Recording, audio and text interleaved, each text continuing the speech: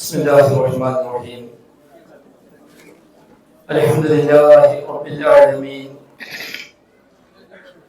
اللهم صل على محمد وعلى آل محمد كما صليت على إبراهيم وعلى آل إبراهيم إنك حميد مجيد. اللهم بارك على محمد وعلى آل محمد كما باركت على إبراهيم وعلى آل إبراهيم إنك حميد مجيد. أما بعد فإن خير الكلام كلام الله وخير السنن سنن محمد صلى الله عليه وسلم وشر الأمور محدثاتها وكل محدثة بدعة وكل بدعة ضلالة وكل ضلالة في النار. بسم الله الرحمن الرحيم.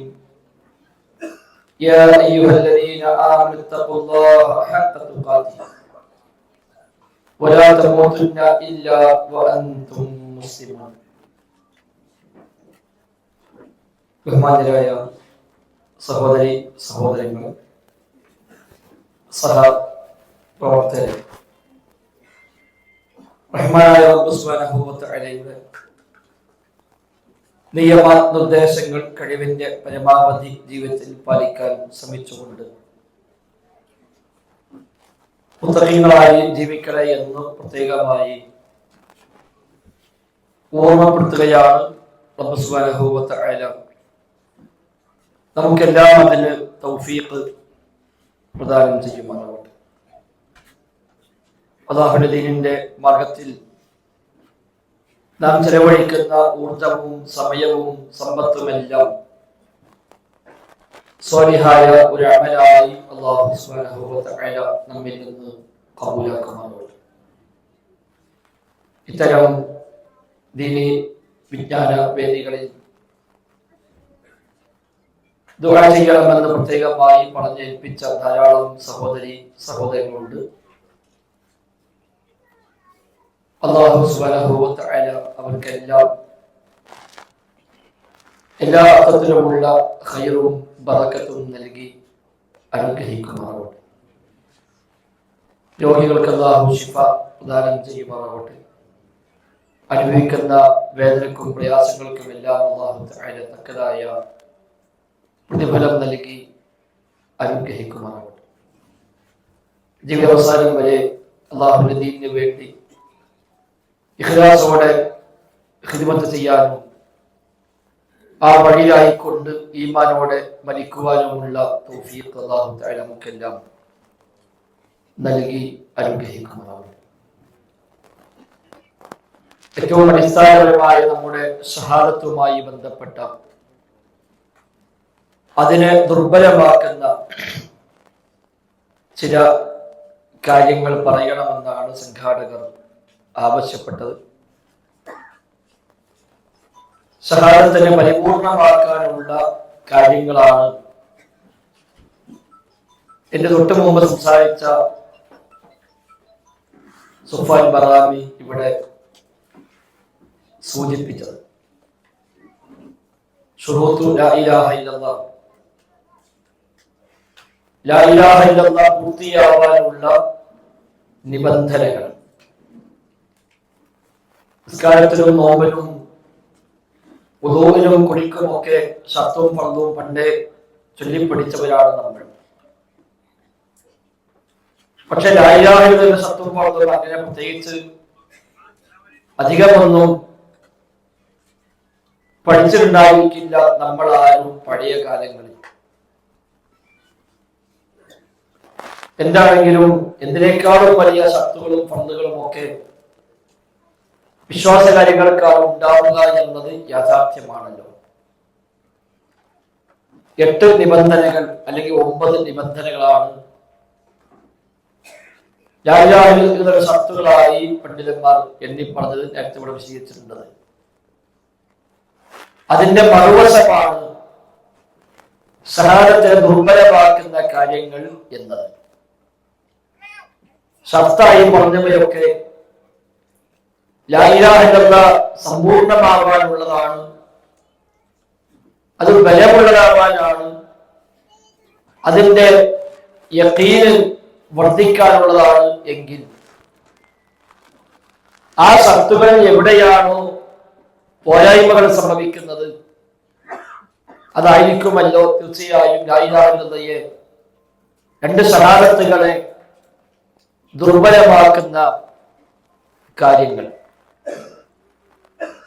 റസൂലുള്ളാഹി സ്വല്ലല്ലാഹു അലൈഹി വസല്ലമ ഈ രംഗത്തെ മൊത്തം ആളുകളുടെ നിലപാടുകൾ പറഞ്ഞപ്പോൾ അവിടുന്ന് പറഞ്ഞ വിശദമായ ഒരു ഹദീസിൽ കാണാം, മസലു മാ ബഅസനില്ലാഹു മിനൽ ഹുദ വൽ ഇൽമി കമസലിൽ വൈസ്.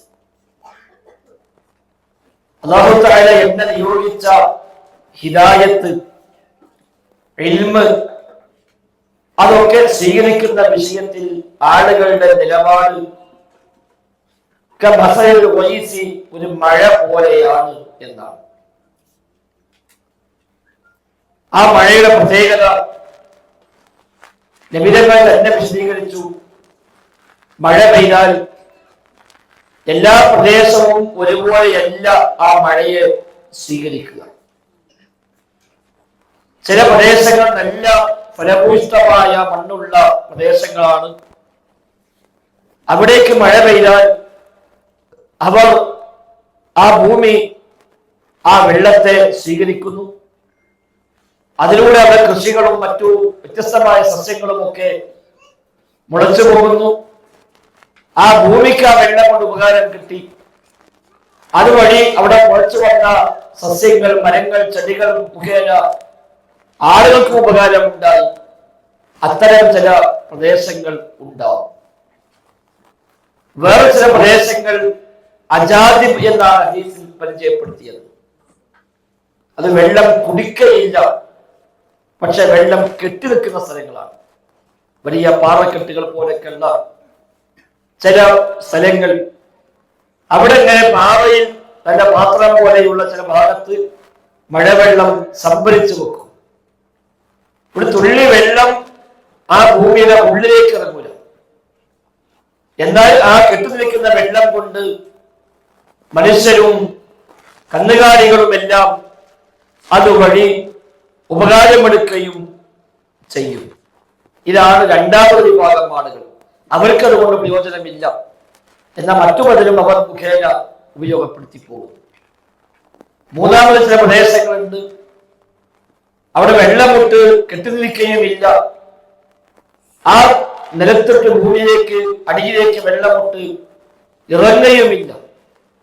അവിടെ പെയ്യുന്ന ഓരോ തുള്ളി വെള്ളവും നേരെ കുത്തിയൊഴുകി താഴോട്ട് പോകുന്നു. അത്തരം സ്ഥലങ്ങളും ഉണ്ട്. അങ്ങനെയാണ് വേറെ ചില മനുഷ്യന്മാരുടെ ഉപമ.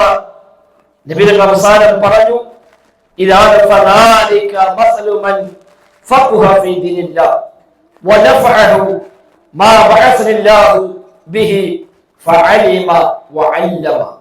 ആളുകളും ഇങ്ങനെ തന്നെയാണ്. ചില ആളുകൾ ഞാൻ നിയോഗിക്കപ്പെട്ട ഹിദായത്തിനെയും ഇൽമിനെയും ഒക്കെ സ്വീകരിക്കുന്നു. ഫഅലിമ വഅല്ലമ, അവര് പഠിക്കുന്നു, അവര് പഠിപ്പിക്കുന്നു. അവരിലൂടെ ആളുകൾക്ക് ഉപകാരം ഉണ്ടാകുന്നു, അവർക്കും ഈമാൻ വർദ്ധിക്കുന്നു.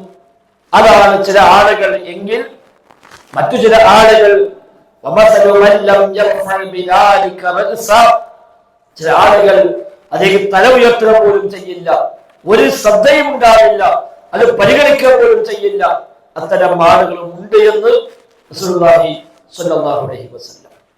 അതാണ് ഹിദായത്തിന്റെ, തൗഹീദിന്റെ, ഷഹാദത്തിന്റെ ഒക്കെ മേഖലയിൽ ആളുകളുടെ വ്യത്യസ്ത നിലപാടുകൾ എന്നാണ് ഈ ഹദീസിലൂടെ നിബിധങ്ങൾ പഠിപ്പിക്കുന്നത്.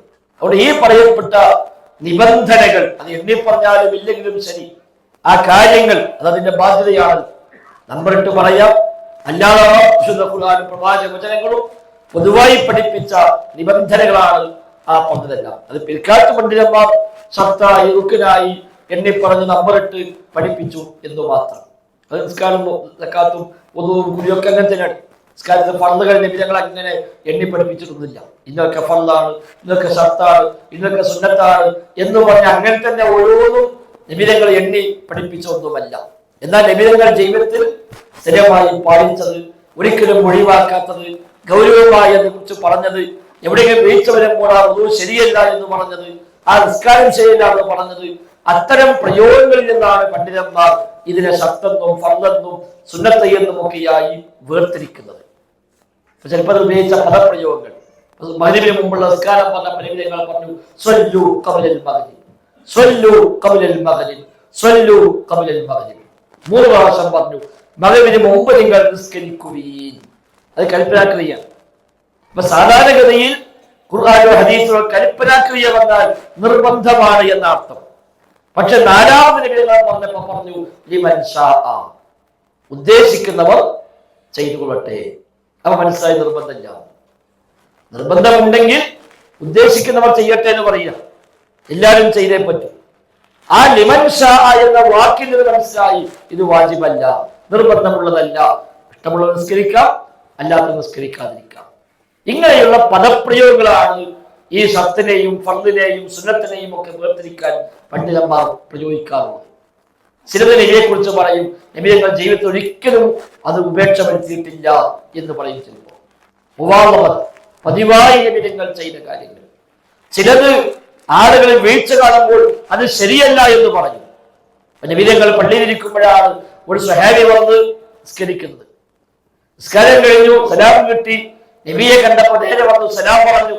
ഫറദ്ദ അലൈഹി സലാം, നബി തങ്ങൾ സലാം മടക്കി. എന്നിട്ട് പറഞ്ഞു ഇർജിഉ ഫസല്ലി ഫഇന്നക ലം തുസല്ലി, നീ പോയി നിസ്കരിക്കുക, നീ നിസ്കരിച്ചിട്ടില്ല, നീ നിസ്കരിച്ചിട്ടില്ല. അത് നിസ്കരിച്ചാണ് വന്നത്. പക്ഷേ ഫഇന്നക ലം തുസല്ലി, നീ നിസ്കരിച്ചിട്ടില്ല. അഥവാ നിസ്കാരം സ്വഹീഹാവാൻ പാലിക്കപ്പെടേണ്ട പല കാര്യങ്ങളും അതിൽ പാലിച്ചില്ല. അതുകൊണ്ട് നിസ്കരിക്കാത്ത പോലെയാണ്. ആ കാര്യങ്ങൾ പാലിച്ചില്ലെങ്കിൽ നിസ്കാരം ശരിയാവുക ഇല്ല എന്നാണല്ലോ അതിനർത്ഥം. എന്നതുപോലെ ഷഹാദത്തുകളിലും വിശുദ്ധ ഖുർആനിലും പ്രവാചക സുന്നത്തിലും പഠിപ്പിക്കപ്പെട്ട കുറെ നിബന്ധനകൾ, അതിലെ പൂർത്തീകരണങ്ങൾ, അതാണ് ശുറൂത്ത് ലാ ഇലാഹ ഇല്ലല്ലാഹ്, ശുറൂത്ത് മുഹമ്മദ് റസൂലുള്ളാഹ് എന്നൊക്കെ പേരിൽ പിൽക്കാലത്ത് പണ്ഡിതന്മാർ എണ്ണി പറഞ്ഞത്. അത് അവരെ വക ഉണ്ടാക്കി പറഞ്ഞതല്ല.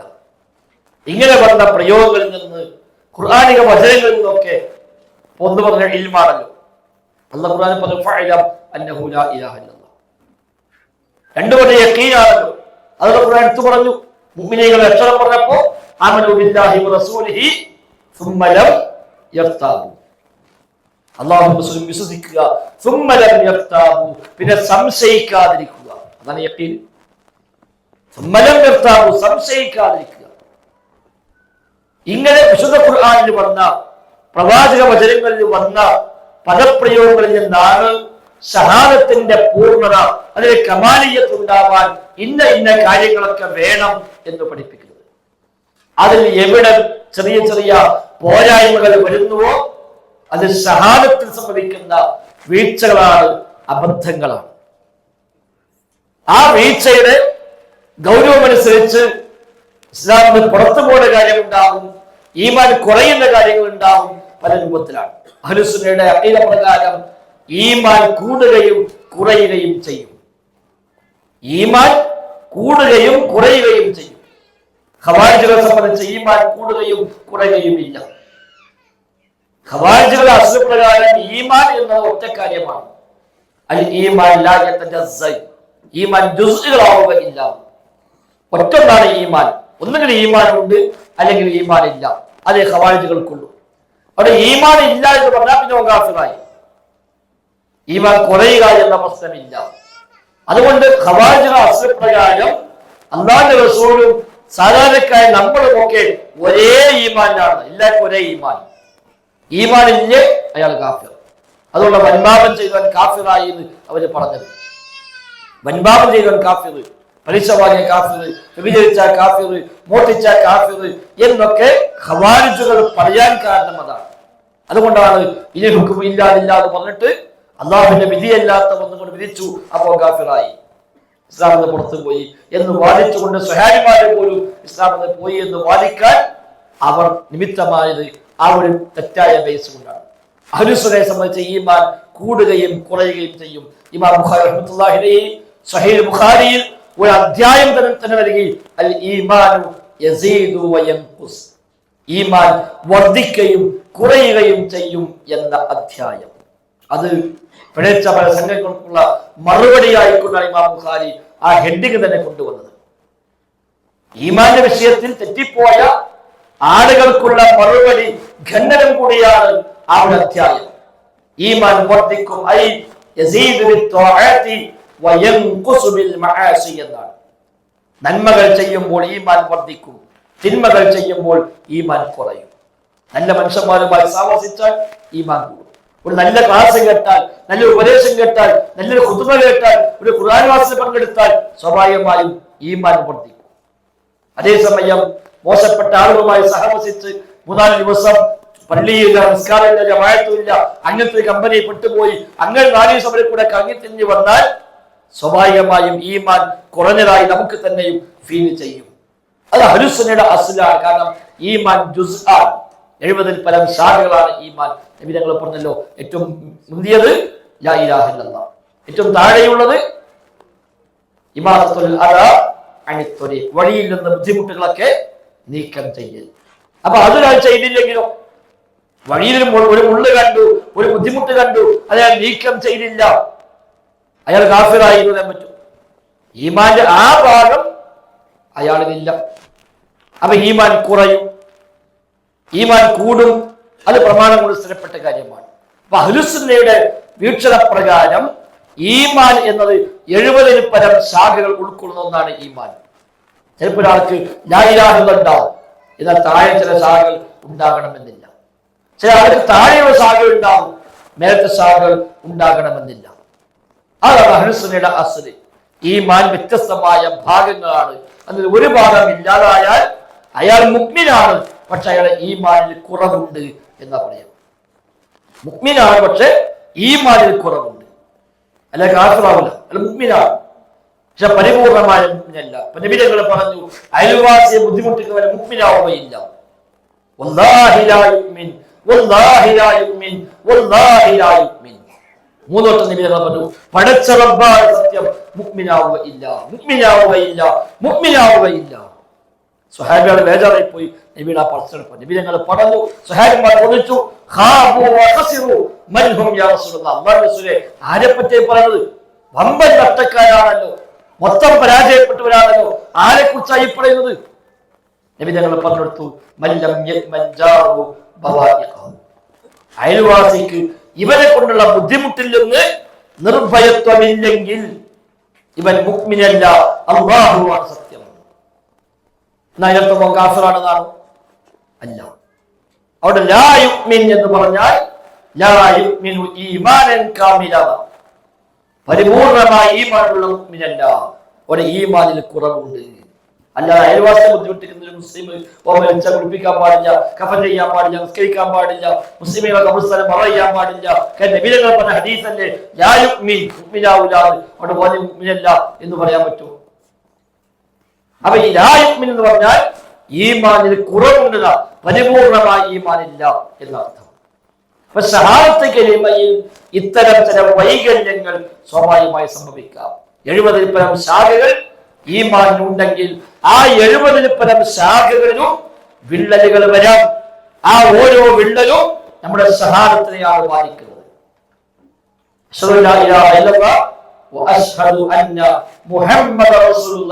എന്ന ശഹാദത്തിനെ പ്രതികൂലമായി ബാധിക്കും. സംഘാടകർ ഒരു ബക്കറ്റ് കൊടുത്തേക്കുണ്ട്. എന്നാൽ എല്ലാ മാസവും ക്ലാസ് ഇറക്കണമെങ്കിൽ വലിയ ചെലവൊന്നും ഉണ്ടാവില്ല, എന്നാലും കുറച്ച് ചെലവൊക്കെ ഉണ്ടാവും. അപ്പൊ അത് കണ്ടറിഞ്ഞ ആത്മാർത്ഥമായി എല്ലാവരും അതിന്റെ ഭാഗമാവുക. അതിന്റെ പ്രതിഫലം നമുക്ക് എല്ലാവർക്കും ഒരേപോലെ കിട്ടണമല്ലോ. അതുകൊണ്ട് ആത്മാർത്ഥമായി എല്ലാസോടെ ഭാഗമാക്കാവുക. അല്ലാഹു തആല നമ്മിൽ നിന്ന് കബൂലാക്കണം. ലേഖനം വാങ്ങട്ടോ, ഞാൻ തരാൻ പറഞ്ഞാൽ പിന്നെ ഞാൻ തരാക്കാൻ പറ്റില്ല. ലേഖനം ഒരു വിധം വാങ്ങണം. അപ്പൊ ഈമാൻ 70-ൽ പരം ശാഖകളാണെങ്കിൽ ഷഹാദത്തിനെ ഈ 70 ശാഖകളിലും സംഭവിക്കുന്ന പോരായ്മകൾ ഷഹാദത്തിനെയാണ് പ്രതികൂലമായി ബാധിക്കുക. അത് എവിടെയും വരാത്ത തകരാറുകൾ. ഏറ്റവും ശ്രേഷ്ഠമായത് അഫ്ദലുഹാ ഖൗലു ലാ ഇലാഹ ഇല്ലല്ലാഹ്. ഏറ്റവും ശ്രേഷ്ഠമായത് ലാ ഇലാഹ ഇല്ലല്ലാഹ് എന്ന ഖൗലാണ്, പ്രഖ്യാപനമാണ്. അതുകൊണ്ട് ലാ ഇലാഹ ഇല്ലല്ലാഹ് വരുന്ന പോരായ്മകൾ സ്വാഭാവികമായും അത് ഗൗരവമായി സഹാബത്തിനെ ബാധിക്കും. ശിർക്ക് സംഭവിച്ചാൽ, കുഫ്ർ സംഭവിച്ചാൽ, ജിദ്ദത്ത് സംഭവിച്ചാൽ, അല്ലാഹുവിനെ പരിഹസിച്ചാൽ, റസൂലിനെ പരിഹസിച്ചാൽ, ആയത്തിനെ പരിഹസിച്ചാൽ, ഹദീസിനെ പരിഹസിച്ചാൽ അതൊക്കെ ഷഹാദത്തിനെയാണ് ബാധിക്കുക. അതുകൊണ്ട് ആ മുനാഫിക്കുകൾ കപടവിശ്വാസികൾ, പക്ഷേ ആ മുനാഫിക്കുകൾ സ്വഹാബത്തിനെ പരിഹസിച്ചപ്പോൾ അല്ലാഹു പറഞ്ഞത് ലാ തഅ്തദിറു ഫഖദ് കഫർതും ബഅദ ഈമാനിക്കും. മുനാഫിക്കുകൾ സ്വഹാബികളെ കുറിച്ച് ഇങ്ങനെ ഇവരിങ്ങനെ ഇന്ന് വർത്താനം പറഞ്ഞ കൂട്ടത്തില് അവരെ വക സ്വഹാബത്തിനെ പറ്റി ചെറിയൊരു കമന്റ്,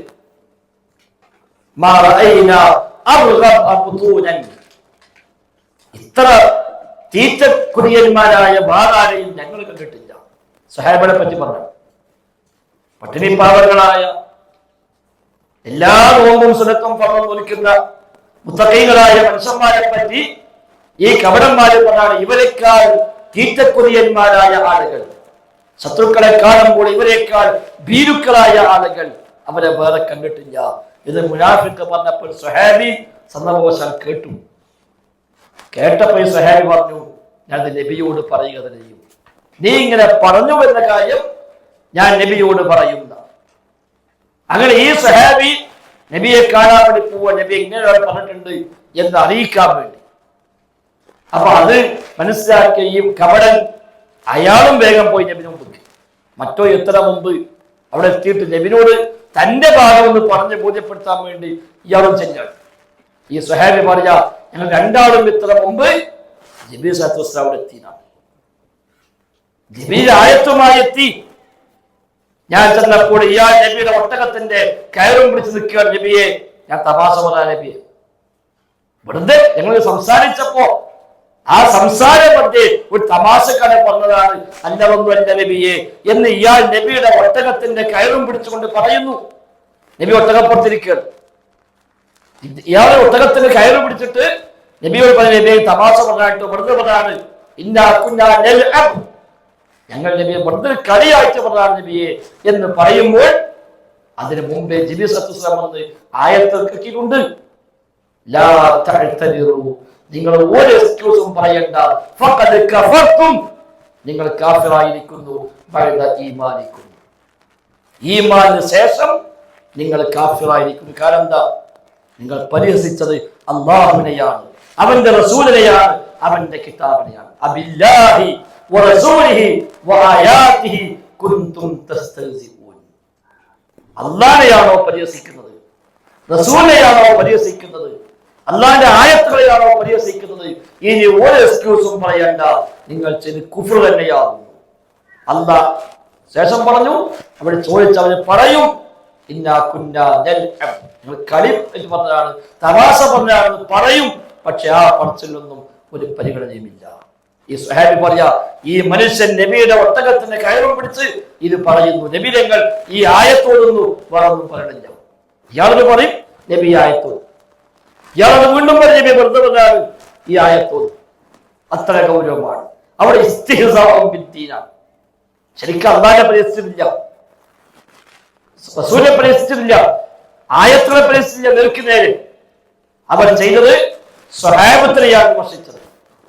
പക്ഷെ ആ വാക്ക് പോലും അല്ലാഹു തആല സ്വീകരിച്ചെങ്ങനെയാ? അല്ലാഹുവിനെയും റസൂലിനെയും അവന്റെ വചനങ്ങളെയും നിങ്ങൾ പരിഹസിക്കുകയാണോ?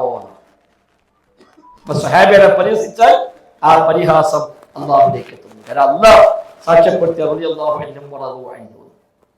പിന്നെ ഓരെ കുറിച്ച് നമ്മൾ മോശം പറഞ്ഞാൽ ഓർക്ക് മോശത്തിലൊന്നുമില്ല. അല്ലാഹ് അംഗീകരിച്ചോനെ നമ്മൾ ചെറുതാക്കി പറഞ്ഞാൽ പറഞ്ഞോ ചെറുതാകുന്നല്ലാതെ സ്വഹാബികളുടെ മഹത്വത്തോട് കുറയാൻ പോകുന്നില്ല. നബിയെ എല്ലാവരും കളവാക്കിയാൽ നബിക്കൊരു കുറവുണ്ടോ? ഇല്ല. അല്ലാഹ് നബിയോട് പറഞ്ഞു, യാസീൻ വൽ ഖുർആൻ ഹകീം ഇന്നക ലമിനൽ മുർസലീൻ, താങ്കൾ മുർസലീങ്ങളിൽപ്പെട്ടവർ തന്നെയാണ്. ഒരു വിശ്വസിച്ചാലും വിശ്വസിച്ചില്ലെങ്കിലും, അവരെ അംഗീകരിച്ചാലും ഇല്ലെങ്കിലും നിങ്ങൾ റസൂലാണ് എന്ന് അല്ലാഹ് പറഞ്ഞല്ലോ. മുനാഫിഖുകൾ വന്ന് പറഞ്ഞു, നിങ്ങൾ അല്ലാഹു ഞങ്ങൾ സാക്ഷ്യം വഹിക്കുന്നു. അല്ലാഹ് എന്താ പറഞ്ഞത്? ഓരോ സാക്ഷ്യം ആവശ്യമില്ല. ഇതാ ജാഅക്കൽ മുനാഫിഖുൻ ഖാലു നശ്ഹദു ഇന്നക റസൂലുള്ളാഹ്. മുനാഫിഖുകൾ പറയും, നശ്ഹദു, ഞങ്ങൾക്ക് ഷഹാദത്തുണ്ട്, സാക്ഷ്യം വഹിക്കുന്നുണ്ട്, താങ്കൾ അല്ലാഹുവിന്റെ റസൂലാണ്. അല്ലാഹു പറഞ്ഞ അല്ലാഹുക്ക് അറിയാം നിങ്ങൾ റസൂലാണ്, ഓരോ സാക്ഷ്യമൊന്നും വേണ്ട, ഓരോ സർട്ടിഫിക്കറ്റ് കിട്ടിയിട്ട് വേണ്ട, അവർ അംഗീകാരം കിട്ടിയിട്ട് വേണ്ട, നബിയാവാൻ. അത് അല്ലാഹുക്ക് ബോധ്യമുണ്ട്, അവർ കളവ് പറയുകയാണ് എന്ന് അല്ലാഹ് സാക്ഷ്യം വഹിക്കുന്നു. ഇന്നലെ മുനാഫിഖീന ലകാദിബൂൻ, അവർ കളവാണ് പറഞ്ഞത്. എന്താ കളവ്? നശ്ഹദു എന്ന് പറഞ്ഞു, ഞങ്ങൾ സാക്ഷ്യം വഹിക്കുന്നു, അത് കളവാണ്.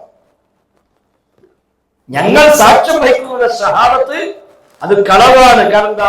ആ ഷഹാദത്തിൽ ഇൽമില്ല, ആ ഷഹാദത്തിൽ യഖീനില്ല, ആ ഷഹാദത്തിൽ ഇൻഖിയാദില്ല, ആ ഷഹാദത്തിൽ ഖബൂലില്ല, ആ ഷഹാദത്തിൽ സിദ്ഖില്ല.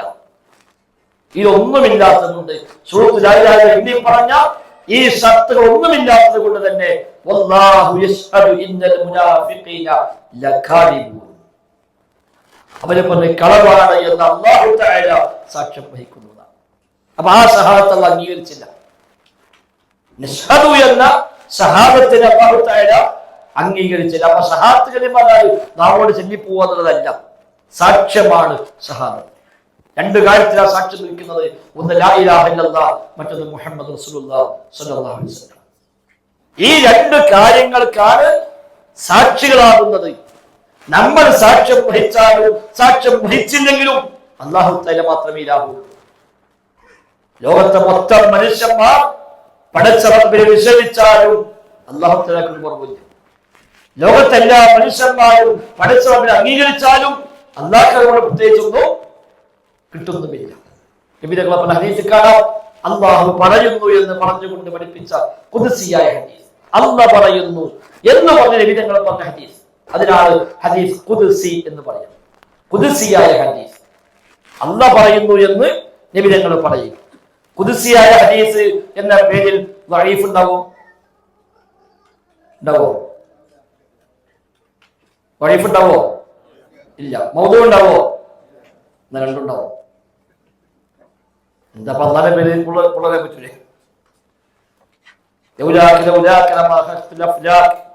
നിങ്ങളില്ലായിരുന്നുവെങ്കിൽ ഞാൻ ലോകം പടക്കുമായിരുന്നില്ല എന്ന് അല്ലാഹ് പറഞ്ഞു എന്ന് നബി പറഞ്ഞു എന്ന് ഏതോ കള്ളൻ പറഞ്ഞു. അള്ളയും പറഞ്ഞിട്ടില്ല, അല്ലാഹ് പറഞ്ഞു, നബിയും പറഞ്ഞിട്ടില്ല. അല്ലാഹുവിന്റെ റസൂലിന്റെ പേര് വെറുതെണ്ടാക്കിയാണ്. ദഈഫ് എവിടെ ഉണ്ടാവാം, മൗദൂ എവിടെ ഉണ്ടാകാം, വെറുതെണ്ടാക്കി വിട്ടൂടെ? അല്ലാഹു തആല അങ്ങനെ പറഞ്ഞു എന്നൊരാൾക്ക് നുണ പറയാലോ. സ്ഥിരപ്പെട്ടത് ഓക്കെ, അല്ലാത്തത് വ്യാജമായത് നബിന്റെ പേരിലും പറയും, അള്ളാഹിന്റെ പേരിലും പറയും. നുണ പറഞ്ഞവർക്ക് പ്രത്യേകിച്ച് അതിന് ബേജാറൊന്നും ഉണ്ടാവില്ല.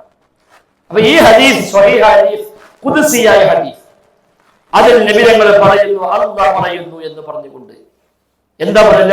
അന്ന അവ്വലകും വആഖിറകും വഇൻസകും വജിന്നകും, നിങ്ങളെ ഒന്നാമൻ മുതൽ അവസാനക്കാരൻ വരെയുള്ള എല്ലാവരും, ഇൻസും ജിന്നും അടക്കം എല്ലാവരും കൂടെ കൂടിയിട്ട് കാനൂ അലാ അത്ഖാ ഖൽബി റജുലിൻ വാഹിദിൻ മിൻകും, നിങ്ങളുടെ കൂട്ടത്തിലെ ഏറ്റവും മുത്തഖിയായ മനുഷ്യന്റെ മാനസികാവസ്ഥയിലേക്ക് അവരെല്ലാവരും കൂടെ വളർന്നു. എല്ലാവരും മുത്തഖീകൾ. ഏറ്റവും വലിയ മുത്തഖിയാരാണോ അയാളെപ്പോലെ ഒന്നാമത്തെ മനുഷ്യൻ മുതൽ അവസാനത്തെ മനുഷ്യൻ വരെ, ഒന്നാമത്തെ ജിന്ന് മുതൽ അവസാനത്തെ ജിന്ന് വരെ എല്ലാവരും അങ്ങേറ്റ മുത്തഖീകളായി മാറി എങ്കിൽ അല്ലാഹുവിന്റെ അധികാരാവകാശങ്ങളിൽ ഒന്നും വർദ്ധിക്കുന്നില്ല. ഇനി തിരിച്ചലും അന്ന അവ്വലകും വആഖിറകും വഇൻസകും വജിന്നകും കാനൂ അലാ ഖൽബി അഫ്ജലി റജുലിൻ മിൻകും, നിങ്ങളുടെ കൂട്ടത്തിലെ ഏറ്റവും ഫാജിറായ, ഏറ്റവും തെമ്മാടിയായ, തോന്നിവാസിയായ മനുഷ്യന്റെ നിലവാരത്തിലേക്ക് എല്ലാവരും മാറി എങ്കിൽ പടച്ച റബ്ബിന്റെ അധികാരത്തിൽ ഒരു കുറവോട്ട് സംഭവിക്കുന്നില്ല. അല്ലാഹ് പറഞ്ഞു, അല്ലാഹനെ മാത്രം ആരാധിക്കണമെന്ന് ഒരാളും സ്വീകരിച്ചില്ല. പടച്ച റബ്ബിന് അതുകൊണ്ട് ഒന്നും കുറയുന്നില്ല. അത് നമുക്കുള്ളൂ. അതൊക്കെ അങ്ങനത്തെ സ്വഭാവം നമ്മൾ പറഞ്ഞു, ആരും കേട്ടില്ല, നമ്മുടെ നിലവരും പോയി. എല്ലാവരും കേട്ടു, നമുക്ക് വലിയ അംഗീകാരമായി. പടച്ചവനെ സംബന്ധിച്ചതൊന്നുമില്ല. അതുകൊണ്ട് ലാ ഇലാഹ ഇല്ലല്ലാഹ് ഈ ഷഹാദത്ത് എല്ലാവരും സ്വീകരിച്ചാലും എല്ലാവരും തള്ളിക്കളഞ്ഞാലും പടച്ചറപ്പിനെ സംബന്ധിച്ച് അതിൽ ഒന്നുമില്ല. ലോകത്ത് വന്ന റസൂലുമാരിൽ ഒറ്റ അനുയായി കിട്ടാത്ത റസൂലുണ്ടല്ലോ, ഒരാളെപ്പോലും കിട്ടാത്ത റസൂൽ. ആ റസൂലിന് കുറവുണ്ടോ? നബി തങ്ങളെ പറഞ്ഞല്ലോ, ഞാൻ കഴിഞ്ഞ കാല നബിമാരെയും കഴിഞ്ഞ കാല ഉമ്മത്തുകളെയും എനിക്ക് അല്ലാഹു കാണിച്ചു തന്നു, അതിൽ ഒരു നബിയെ ഞാൻ കണ്ടു, ആ നബിയുടെ കൂടെ ഒരാളും തന്നെ ഇല്ല. ഒറ്റ ആളെയും കിട്ടാത്ത നബി ലോകത്ത് വന്നു പോയിട്ടുണ്ട്.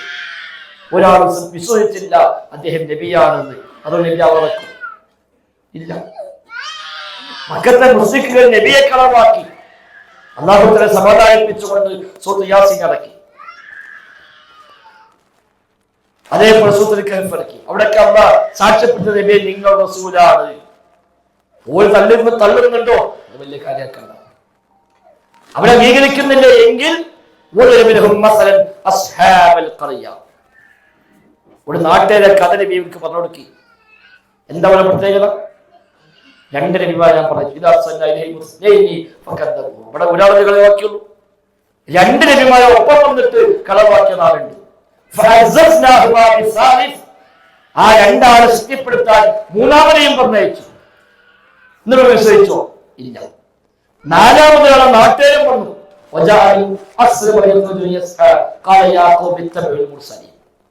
ആ നാട്ടിന്റെ അങ്ങേ അറ്റത്തുനിന്ന് ഒരു മനുഷ്യൻ വന്നിട്ട് ഒരു ഗുണകാംക്ഷ, ഈ മുസ്ലിങ്ങൾ പറഞ്ഞത് ശരിയാണ്, പിൻപറ്റിക്കൂടി. അയാളെ വിലക്കപ്പെടെ കൊന്നു കളഞ്ഞു. അങ്ങനത്തെ നാട് കഴിഞ്ഞു പോയിട്ടുണ്ട്.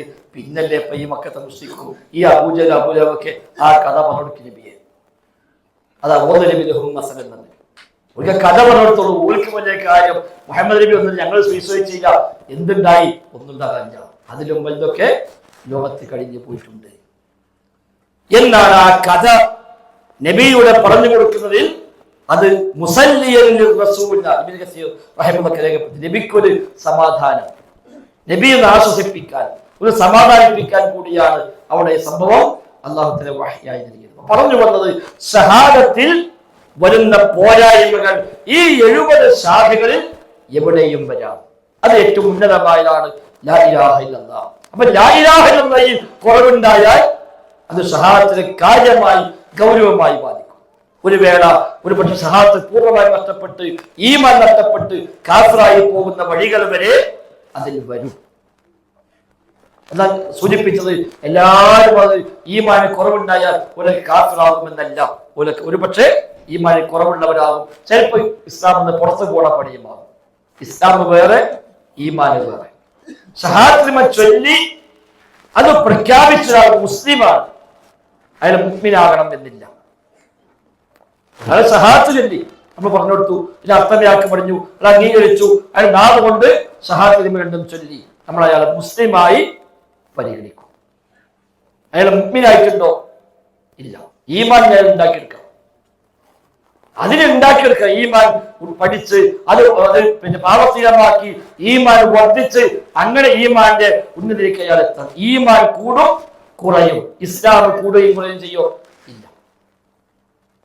ഇസ്ലാമിന് പുറത്തു പോയാൽ കാഫിർ, ഈമാൻ കുറഞ്ഞാലോ കാഫിർ. ഇസ്ലാം കുറഞ്ഞു, ഇസ്ലാം കൂടി ഉണ്ടാവില്ല.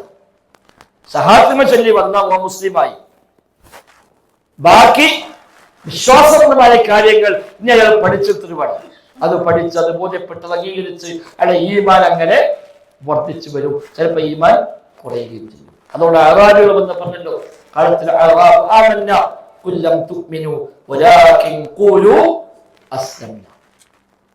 അറാബികൾ വന്ന് പറഞ്ഞു, ഞങ്ങളൊക്കെ അമന്ന മുഅ്മിനീങ്ങളെ വിശ്വസിച്ചിരിക്കുന്നു.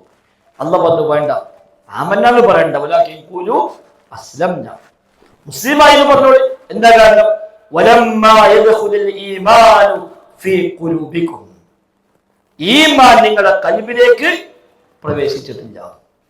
നിങ്ങൾ മുസ്ലിമായി, മുഅ്മിനായിട്ടില്ല. ഈമാൻ നിങ്ങളുടെ ഉള്ളിലേക്ക് പ്രവേശിച്ചിട്ടില്ല. അവിടെ സ്വഹാബികളാണ് ഏറ്റവും വലിയ ഈമാൻ ഉടമകൾ. ആ ലെവലിലേക്ക് വളരെത്തൂല. പിന്നെ വരുന്നതൊക്കെ അതേക്കാൾ താഴെയേ ഉള്ളൂ. അവിടെ ഈമാൻ പോലെയല്ല ഇസ്ലാം.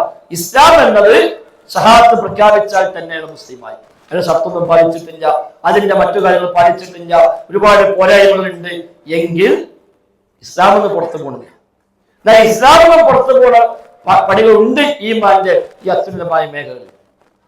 അവിടെയാണ് മുർത്തദായി പോകുന്ന, മതത്തിൽ നിന്ന് പുറത്തു പോകുന്ന വലിയ ശിർക്കുകളൊക്കെ അതിന്റെ ഭാഗമാണ്. മുഖ്രിജും മിനൽ മില്ല, മില്ലത്തിൽ നിന്ന് തന്നെ പുറത്തു പോകുന്ന രൂപത്തിലുള്ള വ്യക്തമായ കുഫർ, വ്യക്തമായ ശിർക്ക്, ഒരു തെളിവിനും വകുപ്പില്ലാത്ത കുഫ്റും ശിർക്കും ഒക്കെ. അവിടെ അതാണ് കുഫ്രൻ ബവ്വാഹൻ എന്ന് ഹദീസ് എന്ന പ്രയോഗം കാണാം. കുഫ്രൻ ബവ്വ ഇല്ലാ അൻ തറൗ കുഫ്രൻ ബവ്വാഹൻ, ബവ്വാഹായ കുഫർ. അതിന് നബി ഇമാം റഹ്മത്തുള്ളാഹി അലൈഹി സ്വഹീഹ് മുസ്ലിമിൽ കൊടുത്ത വിശദീകരണം കാണാം. ഐ ലാ യഹ്തമിലു തഅ്വീൽ, ഒരു വ്യാഖ്യാനത്തിനും പഴുതില്ലാത്ത കുഫർ. അപ്പൊ ചെയ്ത് നമ്മളെ കണക്കിൽ കുഫറാണ്, ആ ചെയ്തവന്റെ കണക്കിൽ കുഫറല്ല. അത് വെച്ച് പോലെ നമുക്ക് കുഫർ ആരംഭിക്കാൻ പറ്റില്ല. കാരണം ഓന്റെ ധാരണയിൽ അത് കുഫറല്ല. തെറ്റിപ്പോയതായിരിക്കാം, ഒരാളെ പറ്റിച്ചതായിരിക്കാം, വിട്ടുപോയതായിരിക്കാം. അയാൾ കുഫർ ചെയ്യാൻ പാടില്ല എന്ന് വിശ്വസിക്കുന്ന ആളും എന്നാൽ ഇത് കുഫറല്ല എന്നാണ് അവന്റെ നയം. അപ്പൊ അത് കുഫറാണ് എന്ന് പോലെ ബോധ്യപ്പെടുത്തുന്ന പണിയാണ് നമുക്കുള്ളത്. അപ്പൊ നമ്മുടെ ബാധ്യത അത് കുഫറാണ് എന്ന് ബോധ്യപ്പെടുത്തലാണ്. അപ്പൊ ഖവാരിജികളെ നേരത്തെ പറഞ്ഞല്ലോ, വ്യഭിചരിച്ചവൻ കാഫിറാണ് പോലെ വെക്കുന്നത്. നമ്മുടെ അസ്ത്രപ്രകാരം വ്യഭിചരിച്ചവൻ കാഫിറല്ല, അവന്റെ അസ്ത്രപ്രകാരം വ്യഭിചരിച്ചവൻ കാഫിർ, മോഷ്ടിച്ചവൻ കാഫിർ, പലിശ വാങ്ങാൻ കാഫിർ. അപ്പൊ പലിശ വാങ്ങാൻ ഇസ്ലാം എന്ന് പുറത്തുപോയി, മുർത്തദായി, ഓനക്കൊല്ലം നിർബന്ധമാണ്. അത് അവന്റെ ബേസാണ്. അഹ്ലുസുന്നത്തിന്റെ ബേസ് പ്രകാരം ഒരു കാഫിറല്ല. അപ്പൊ ഇതൊന്നും ഈ പറയപ്പെട്ട കുഫ്ർ ബവ്വാഹ് എന്നതിൽ വരില്ല. ഒരു വ്യാഖ്യാനത്തിനും പഴുതില്ലാത്ത വിധം കുഫ്റാണ് എന്ന അത്രയും ബോധ്യമായ സംഗതികൾ ആ കുഫ്റുകൾ ചെയ്യുന്നുവെങ്കിൽ അവൻ ഇസ്ലാമിന് പുറത്തു പോകും. ഇസ്ലാമിന് പുറത്തു പോയാൽ പിന്നെ കാഫിന്റെ എല്ലാ ഹുക്കുമും ഉണ്ടാവും. പിന്നെ കുളിപ്പിക്കാൻ പറ്റൂല, കഫൻ ചെയ്യാൻ പറ്റൂല, മുസ്ലിം ഖബർസ്ഥാനം മറവ് ചെയ്യാൻ പറ്റൂല, സ്വത്തവകാശം കൊടുക്കാനും പറ്റൂല. അവിടെ പൂർണ്ണമായും മതത്തുന്നവൻ പുറത്തു പോയി കഴിഞ്ഞു. ഷഹാദത്തെ നേർക്കുനേരെ ബാധിക്കുന്ന അടിസ്ഥാനമായ കാര്യങ്ങളാണ് വീഴ്ച സംഭവിച്ചത് എങ്കിൽ ഇതാണ് സംഭവിക്കുന്നത്. അത് മുസ്ലിം ആണെങ്കിലും, പേര് മുസ്ലിം ആണെങ്കിലും ശരി, അത്തരം കുഫ്ർ ചെയ്താൽ അതോടുകൂടി ഓന് പുറത്തുപോയി. ഒരുപക്ഷെ ദുന്യാവിൽ ഓൻ മുസ്ലിമായി നടക്കും. കാരണം പാസ്പോർട്ടിൽ പേരും ജാതിയൊന്നും മാറില്ല. റേഷൻ കാർഡിലും പാസ്പോർട്ടിലൊക്കെ ജാതി മതം ചോദിക്കുമ്പോൾ ഇസ്ലാം മുസ്ലിം ഒക്കെ ഉണ്ടാവും. പക്ഷെ അള്ളാന്റെ കണക്കിന് അതുകൊണ്ട് കാര്യമില്ല. അത് നമ്മൾ നേരത്തെ പറഞ്ഞ വിഷയം, മുനാഫിക്കുകളുടെ കാര്യം. സ്വഹാബത്തിനെ ആക്ഷേപിച്ചപ്പോൾ അല്ലാഹ് പ്രഖ്യാപിച്ചു, ലഖദ് കഫർതും ബഅദ ഈമാനിക്കും, ഈമാന് ശേഷം നിങ്ങൾ കുഫ്റിലേക്ക് എത്തിയിരിക്കുന്നു. ആ കുഫ്ർ പുറത്തു പോണ കുഫ്ർ തന്നെയാണ്. അവിടെ പിന്നെ വേറെ വകുപ്പില്ല. അപ്പൊ സ്വഹാബിയെ ആക്ഷേപിക്കുക, പരിഹസിക്കുക, അള്ളാഹിനെ പരിഹസിക്കുക, നബിയെ പരിഹസിക്കുക, അതൊക്കെ അതിന്റെ ഭാഗമാണ്. ഇസ്ലാമിൽ ദറൂറിയായി അറിയപ്പെട്ട കാര്യങ്ങളെ പരിഹസിക്കുകയും നിഷേധിക്കുകയും ചെയ്യൽ അതിന്റെ ഭാഗമാണ്. ഇസ്ലാമിലെ എല്ലാ കാര്യത്തെയും നിശ്ചയിച്ചാൽ ഒരേ ഹുക്കുമല്ല. സുബഹിക്കുമ്പോൾ 2 റക്അത്ത് നിസ്കാരത്തെ നിഷേധിക്കുന്നതും സുബഹി നിസ്കാരത്തെ നിഷേധിക്കുന്നതും ഒരുപോലെ ആകുമോ? ഇല്ല. ഇസ്ലാമിൽ ദറൂറിയായി അറിയപ്പെട്ട കാര്യമുണ്ട്. അഥവാ ഏതു സാധാരണക്കാരനും അറിയാവുന്ന, മുസ്ലിം ലോകത്ത് തർക്കമില്ലാതെ സ്വീകരിച്ചു പോരുന്ന, ഒരു വേള മുസ്ലിമീങ്ങളുമായി ഇടപെടുന്ന അമുസ്ലിമീങ്ങൾക്ക് പോലും അറിയുന്ന കാര്യങ്ങൾ. 5 നേരം നിസ്കരിക്കണം, അത് മുസ്ലിങ്ങൾക്ക് മാത്രമല്ലല്ലോ അറിയാം. മുസ്ലിമീങ്ങൾക്ക് 5 നേരം നിസ്കാരമുണ്ട് എന്നുള്ളത് ഈ നാട്ടിലെ ഹിന്ദുക്കൾക്കും ക്രിസ്ത്യാനികൾക്കും യുക്തിവാദിക്കും എല്ലാവർക്കും അറിയാം. അങ്ങനത്തെ ഒരു കാര്യം ഒരു മുസ്ലിം നിശ്ചയിച്ചു, 5 നേരത്തെ നിസ്കാരം ഇല്ലാതെ ഇസ്ലാമിന് പുറത്തു പോകും. അത് മതത്തിൽ അനിവാര്യമായും അറിയപ്പെട്ട കാര്യമാണ്. അതെനിക്ക് അറിയില്ല എന്ന് പറയാൻ പറ്റില്ല. അവിടെ അറിവില്ലായ്മക്ക് ചാൻസും ഇല്ല. അത് പഠിച്ചിട്ടില്ല, സാധാരണക്കാരനാണ് എന്നൊന്നും പറയാൻ പറ്റില്ല. അത് പറയാൻ പറ്റിയ വിഷയം പാടുണ്ടാവും. സ്വത്തവകാശം എടുക്കുമ്പോൾ വാപ്പാക്കെത്ര, ഉമ്മാക്കെത്ര, 3 നിന്നാണോ 6 നിന്നാണോ അതൊരാൾക്ക് അറിയില്ല. അതൊരു കുറവല്ല. അത് അറിയില്ല എന്ന് അയാൾ കുറവല്ല. അത് എല്ലാവർക്കും അറിയുന്ന കാര്യമല്ല, എല്ലാവരും അറിയേണ്ട കാര്യവുമല്ല. അത് അറിയുന്നവർ ആരെങ്കിലും കുടുംബത്തിൽ ഉണ്ടായാൽ മതി. അത് ഫർള് കിഫായ. അത് അറിയുന്നവർ സമൂഹത്തിൽ ഉണ്ടായാൽ മതി. അത് അറിയുന്ന ആരുമില്ല എങ്കിൽ എല്ലാവരും കുറ്റക്കാരും. അറിയുന്ന ആരെങ്കിലും വേണം. അതുകൊണ്ടാണ് പണ്ഡിതന്മാരെ വളർത്തിയെടുക്കൽ സമൂഹത്തിന്റെ ബാധ്യതയായി. നമുക്ക് എല്ലാവർക്കും വേണ്ടി അവരാ ദൗത്യം നിർവഹിക്കുന്നു. എന്നാൽ അല്ലാത്ത ലറൂറിയായി അറിയപ്പെട്ട, അറിയാതിരിക്കാൻ ഒരു നിർവാഹമില്ലാത്ത കാര്യമാണെങ്കിൽ അത് നിഷേധിച്ചാൽ ഇസ്ലാം എന്ന് പുറത്താണ്. 5 നേരത്തെ നിസ്കാരം നിഷേധിക്കുക, റമദാൻ നോമ്പ് നിഷേധിക്കുക, ഹജ്ജ് നിഷേധിക്കുക, നുബുവത്ത് നിഷേധിക്കുക, ഖിയാമത്ത് നിഷേധിക്കുക, ഇതൊക്കെ ഇതിന്റെ ഭാഗമാണ്. അതൊന്നും ഇല്ലാതൊരു മുസ്ലിം പറഞ്ഞാൽ പിന്നെ മുസ്ലിം അല്ല. ഒരു ഷഹാദത്ത് പൂർണ്ണമായും നഷ്ടപ്പെട്ടു. അശ്ഹദു അല്ലാ ഇലാഹ ഇല്ലല്ലാഹ് വ അശ്ഹദു അന്ന മുഹമ്മദ് റസൂലുള്ളാഹി ഷഹാദത്തിന്റെ അടിസ്ഥാന ഭാഗങ്ങളിൽപ്പെട്ടത് ഇതൊക്കെ. ഇസ്ലാം കാര്യം 5 എണ്ണം, ഈമാൻ കാര്യം 6 എണ്ണം. അതിന് വിശദാംശം അറിയുന്നില്ല. മലക്കുകളൊന്നും ഇല്ല എന്നും പറഞ്ഞു. മലക്കൊന്നുമില്ല. എന്ത് മലക്ക്? അല്ല, മലക്കൊന്നുമില്ല എന്ന് പറഞ്ഞാൽ അത് പറ്റില്ല. അല്ലാഹുവിനെ വിശ്വസിച്ചിട്ടുണ്ട്, തൗഹീദുണ്ട്, പക്ഷേ മലക്കുകളെ നിഷേധിക്കുന്നു, അത് പറ്റില്ല. ജിബ്രീലിനോട് ശത്രുത വെച്ച പത്തായത്തിലെ മങ്കാന അദുവൻ ജിബ്രീല എന്ന് പറഞ്ഞുകൊണ്ട് ജിബ്രീലിന് ശത്രുവാണെങ്കിൽ അല്ലാഹു തആല അവിടെ ശത്രുവാകുന്നു. ജൂതന്മാരാണ് പറഞ്ഞത്. ജൂതന്മാർ നബിയെ തള്ളാൻ വേണ്ടി വകുപ്പുണ്ടാക്കാൻ നോക്കിയതാണ്. തൗറാത്തിലും ഇഞ്ചിയിലും പറഞ്ഞ എല്ലാ ലക്ഷണവും നബിക്ക് ഒത്തിട്ടുണ്ട്. അതുകൊണ്ട് ഇത് നബി അവർക്ക് ബോധ്യമുണ്ട്. ഈ നബി അല്ലാതെ തെളിയിക്കണം, അതിന് എന്തെങ്കിലും ന്യായം കിട്ടണമല്ലോ. അങ്ങനെ നബിയുടെ ചോദ്യങ്ങളൊക്കെ ചോദിച്ചു. ആ ചോദ്യത്തിനൊക്കെ ഉത്തരം കൃത്യമാണ്. കൂടുതൽ ബോധ്യം വരാണ്, ഹക്കാണ്. ലാസ്റ്റ് ചോദിച്ചാൽ അല്ല, നിങ്ങൾക്ക് ആരാ വഹി കൊണ്ടെന്ന് ചോദിച്ചു. ജിബ്രീൽ സല്ലല്ലാഹു അലൈഹി വസല്ലം.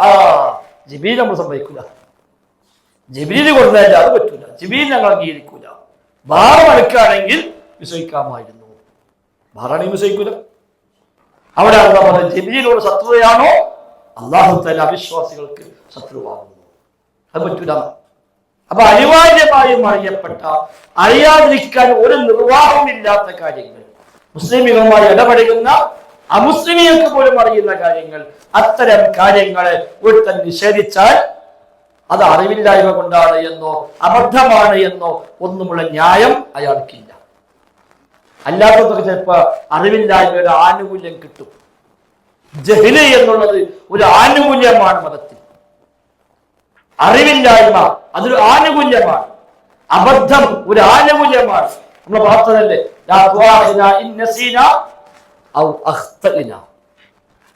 മറന്നാൽ നീ ഞങ്ങളെ പിടികൂടി ശിക്ഷിക്കല്ല, അബദ്ധം സംഭവിച്ചാൽ നീ ഞങ്ങളെ പിടികൂടി ശിക്ഷിക്കല്ല. അബദ്ധത്തിൽ തെറ്റില്ല ഈ ഉമ്മത്തിൽ.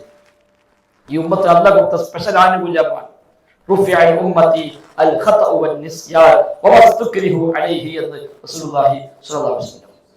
എന്റെ ഉമ്മത്തിന് അല്ലാഹു ഒഴിവാക്കി കൊടുത്തിട്ടുണ്ട്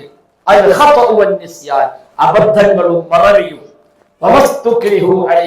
അവരെ നിർബന്ധിച്ചാൽ അതിന് വിധേയമായി ചെയ്യേണ്ടി വന്നാൽ അതും ഈ ഉമ്മത്തിന് ഒഴിവാണ്. ഒരാളെ നിർബന്ധിച്ച് കൊല്ലുന്ന ഭീഷണിപ്പെടുത്തി അയാളെ കൊണ്ട് വല്ലതും പറയിപ്പിച്ചു, അതിനെ കുറ്റമില്ല. മറന്നുകൊണ്ട് പറഞ്ഞു, കുറ്റമില്ല. അബദ്ധം സംഭവിച്ചു, കുറ്റമില്ല. അത് ഈ ഉമ്മത്ത് അല്ലാഹു തന്ന ആനുകൂല്യമാണ്.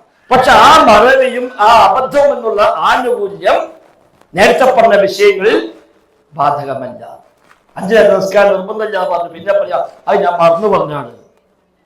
അത് മറന്നു പറയേണ്ട കാര്യമല്ല. അതെനിക്ക് അബദ്ധം പറ്റില്ലാതെ, അത് അബദ്ധം പറ്റില്ല. ആ അബദ്ധം പറ്റിയെന്ന് പറഞ്ഞാലും സ്വീകാര്യമല്ല. പിന്നെ ഒന്ന് തൗബ ചെയ്ത് മടങ്ങാൻ പറയാം. ഇസ്ലാമിക കോടതിയൊക്കെ ഉണ്ടെങ്കിൽ അയാൾ അറസ്റ്റ് ചെയ്ത് കൊണ്ടുവന്ന് വിചാരണ ചെയ്ത് തൗബ ചെയ്ത് ഷഹാദത്ത് ചൊല്ലി ഇസ്ലാമിലേക്ക് വരാൻ പറയാം. അതിന് തയ്യാറായാൽ ഒരു പക്ഷേ അയാൾക്ക് വിടും. ഇല്ലെങ്കിൽ അതിന് എന്താണോ ഇസ്ലാമിന്റെ ശിക്ഷ പ്രകാരം ലഭിക്കുക അത് അയാൾക്ക് കോടതി വിധിക്കുകയും ചെയ്യും. അത്തരം സംഗതികൾ ഷഹാദത്തിനെ നേർക്കുനേരെ ബാധിക്കുന്ന കാര്യമാണ്. എന്നാൽ ഷഹാദത്തിന്റെ പൂർണ്ണതയെ ബാധിക്കുന്ന, ഈമാന്റെ പൂർണ്ണതയെ ബാധിക്കുന്ന അത് താഴെയുള്ള കാര്യങ്ങൾ 70 പരം ശാഖകളാണ് ഈമാനെങ്കിൽ അവിടെ ഇങ്ങോട്ട് താഴോട്ട് വരുന്ന കാര്യങ്ങൾ അതിലൊക്കെ ഏറ്റവും വ്യത്യാസം ഉണ്ടാവും.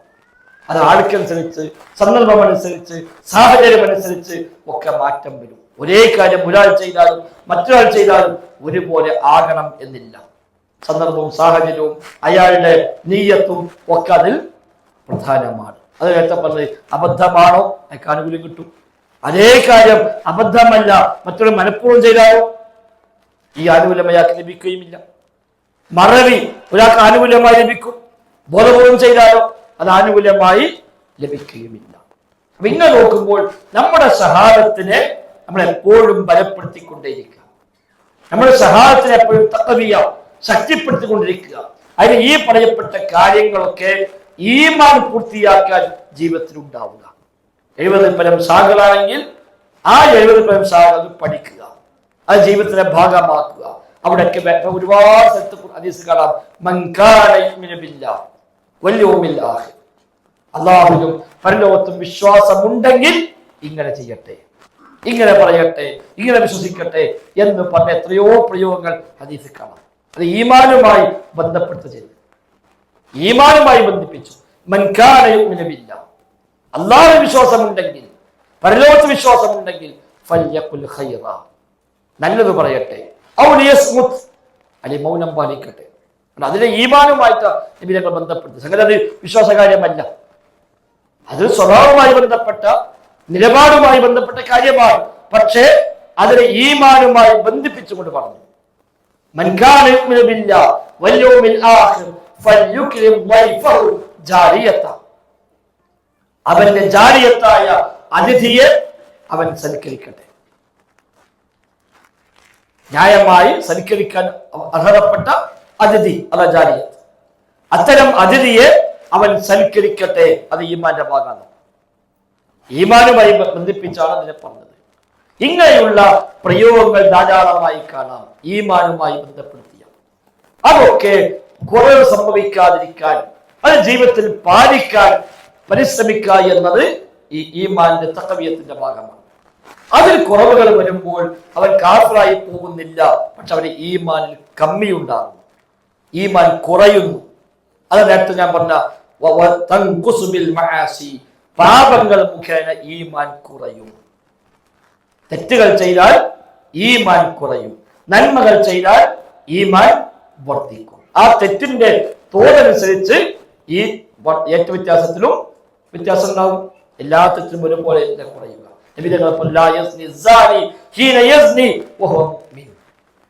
വ്യഭിചരിക്കുന്നവൻ വ്യഭിചരിക്കുമ്പോൾ മുഅ്മിനായിക്കൊണ്ടല്ല വ്യഭിചരിക്കുന്നത്.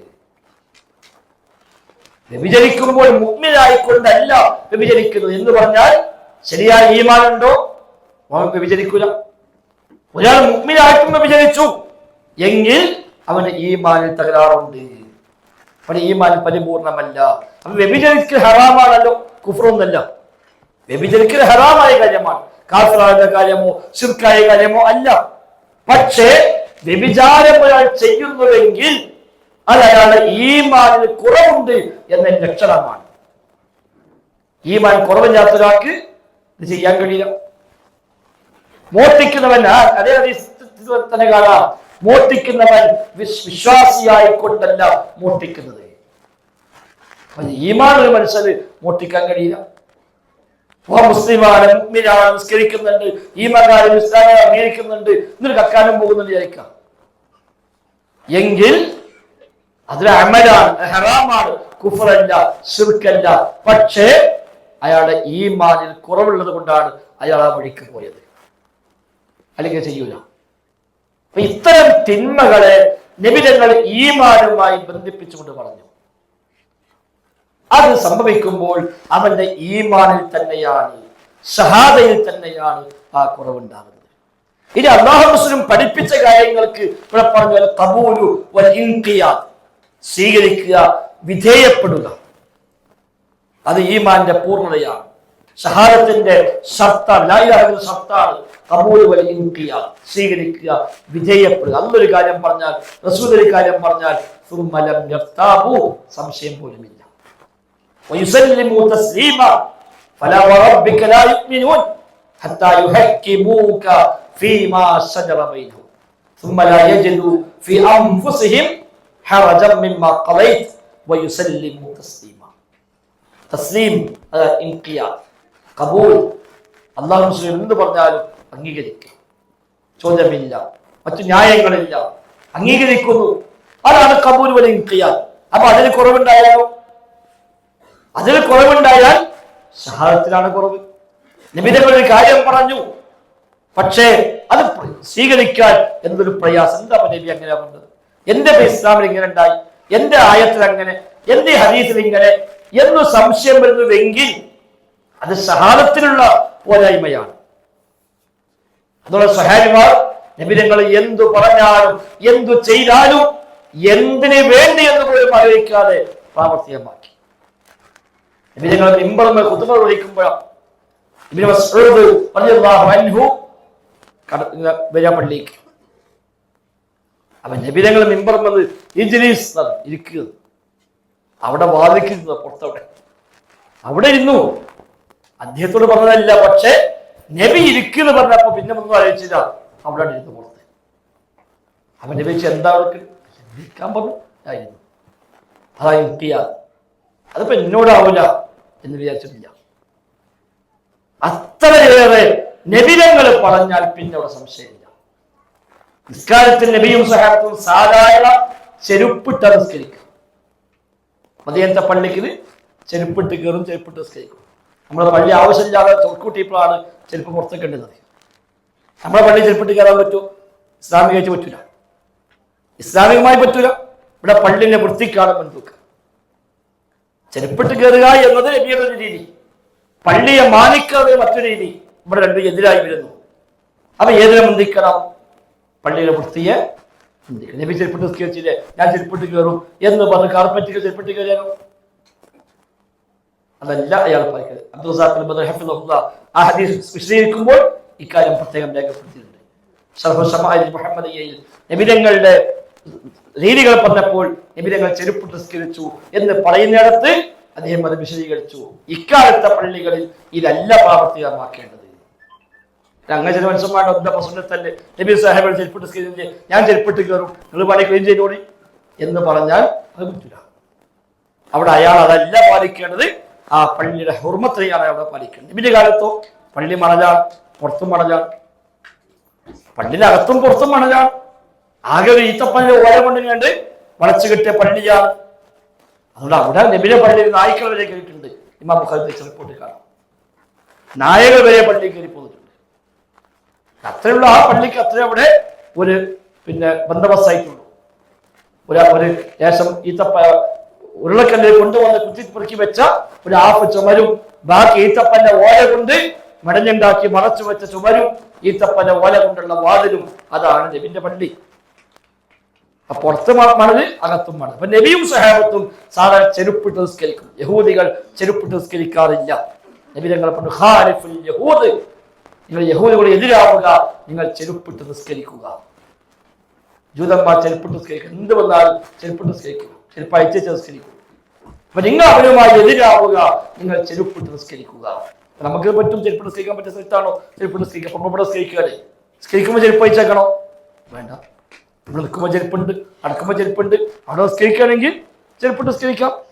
അതാണ് വേണ്ടത്. അപ്പൊ സാധാരണ നബിയും സഹാബത്തും ചെരുപ്പിട്ട് നിസ്കരിക്കുന്നു. ഒരിക്കൽ നിസ്കാരത്തിൽ നബി ഞങ്ങൾ ചെരുപ്പ് അഴിച്ചു വെക്കുന്നു. നബി ചെരുപ്പ് അഴിച്ചപ്പോ എല്ലാവരും ചെരുപ്പഴിച്ചു. നിസ്കാരം കഴിഞ്ഞ് നോക്കുമ്പോ എല്ലാവരും ചെരുപ്പുണ്ട് പുറത്ത്, സൈഡിൽ ഇങ്ങനെ വെച്ചു. അപ്പൊ എന്താ നിങ്ങൾക്ക് ചെരുപ്പ് അഴിച്ചു വെച്ചു? ഇപ്പൊ നിങ്ങൾ അഴിച്ചത് കണ്ടു, അപ്പൊ ഞങ്ങൾ അഴിച്ചു, വേറെ വർത്താനല്ല. അപ്പൊ നബി ഞങ്ങൾ പറഞ്ഞു, എന്റെ ചെരുപ്പിന്റെ അടിയിൽ മാലിന്യമുണ്ട് എന്ന് ജിബ്രീൽ സല്ലല്ലാഹു അലൈഹി വസല്ലം വന്ന് എന്നോട് പറഞ്ഞു. അപ്പൊ മാറ്റിച്ചതാണ്. പക്ഷെ ഒരാലോചിച്ചിട്ടില്ല. അത് അവിടെ ചെന്ന് നബി അയച്ചല്ലോ, നമ്മൾ അയച്ചേക്കും. പുരുഷന്മാർക്ക് സ്വർണം ഹലാലായിരുന്നു ആദ്യകാലത്ത്, പിന്നീട് സ്വർണം ഹറാമായിക്കൊണ്ട് വഹയി വന്നു. നബി തങ്ങൾ പറഞ്ഞു, പുരുഷന്മാർക്ക് സ്വർണം പാടില്ല.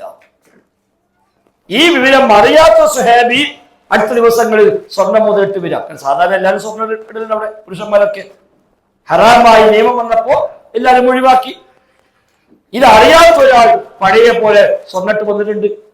ഇത് കണ്ടപ്പോ നബി തങ്ങൾക്ക് വല്ലാത്ത ഒരു ധാർമ്മിക രോഷമുണ്ടായി. ഹറാമായ സംഗതി കണ്ടാൽ നബിക്ക് സഹിക്കലില്ല. ആയിഷ ബീവി പറഞ്ഞു, സ്വന്തം കാര്യത്തിൽ നബി തങ്ങൾ ദേഷ്യപ്പെടാറില്ല. ദീനിന്റെ കാര്യത്തിൽ നബി തങ്ങൾ ധർമ്മരോഷത്തെ ആർക്കും തടുക്കാൻ കഴിയുകയുമില്ല.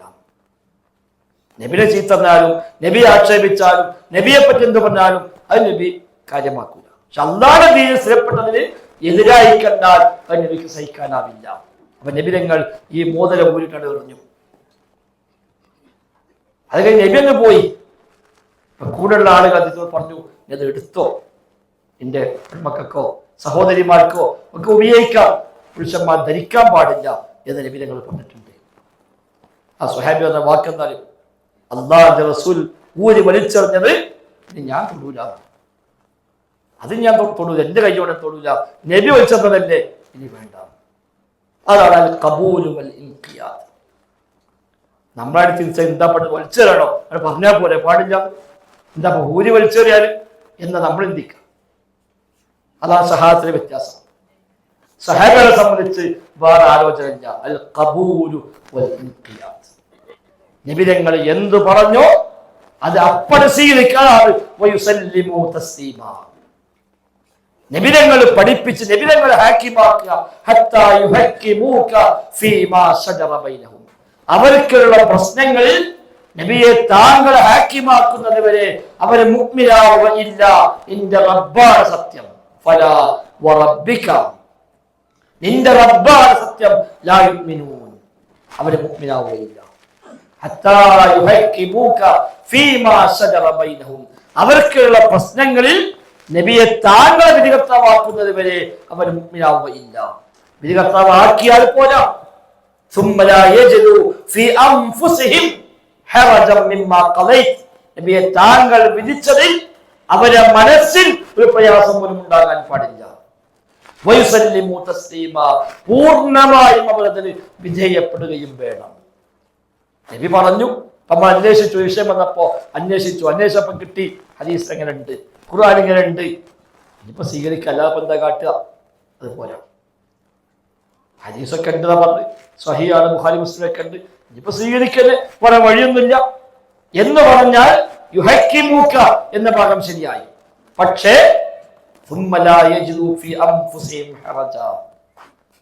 മനസ്സിൽ പിന്നീട് പ്രയാസം പോലും എന്നാലും അങ്ങനെ ഉണ്ടായാലും, അങ്ങനെ ഹദീസ് ഉണ്ടായില്ലേ, എന്താ ചെയ്യാ?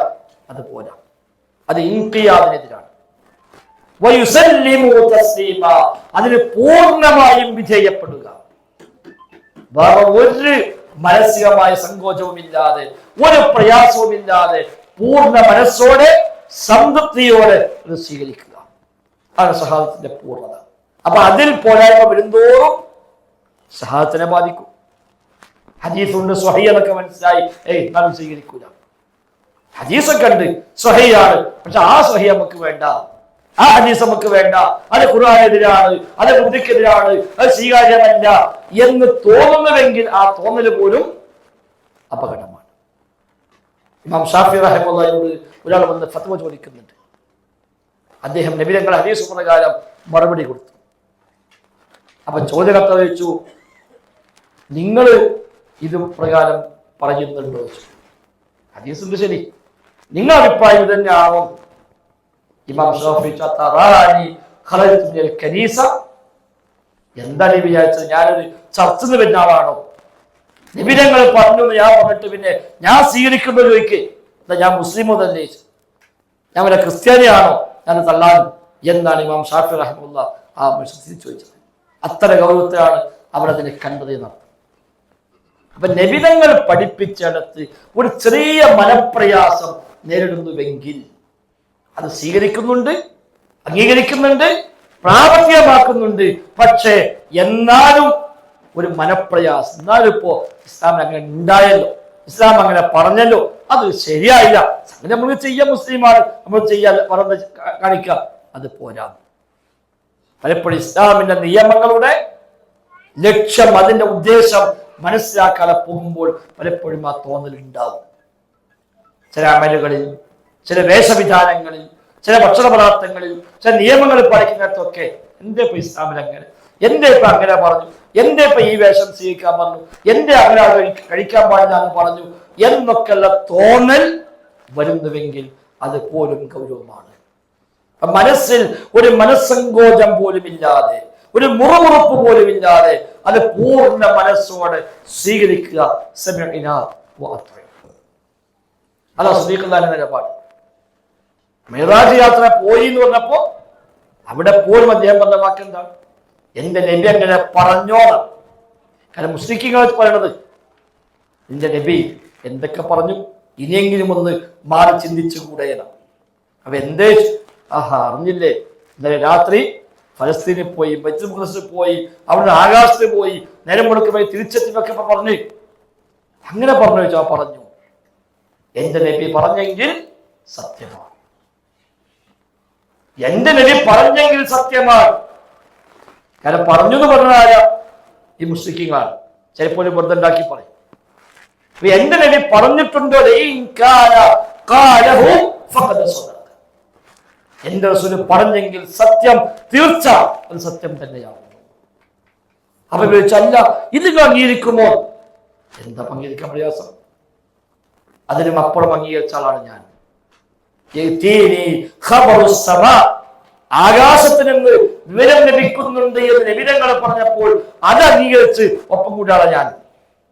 വഹയി വരുന്നുണ്ട്, ജിബ്രീൽ വരുന്നുണ്ട്, ആകാശത്ത് വിവരം കിട്ടുന്നുണ്ട് എന്ന് പറഞ്ഞപ്പോ അഷ്ഹദു മുഹമ്മദ് റസൂലുള്ളാഹ്, മുഹമ്മദ് നബി അല്ലാഹുവിന്റെ റസൂലാണ്, ഞാൻ സാക്ഷ്യം വഹിക്കുന്നു എന്ന് പറഞ്ഞ് ഒപ്പം കൂടെ എനിക്ക് പിന്നെ ആ നബി ഒന്ന് ആകാശത്ത് പോയി എന്ന് പറഞ്ഞാൽ അത് അംഗീകരിക്കേണ്ട പ്രയാസം. അവിടെ എന്റെ നബി അങ്ങനെ പറഞ്ഞോ സത്യമാണ്. അതാ സ്വഹാബത്ത്. ഒരിക്കൽ സുബഹിക്ക് നബി തങ്ങൾ സ്വഹാബത്തിന് പറയുന്നുണ്ട് ഒരു പശു സംസാരിച്ച കഥ.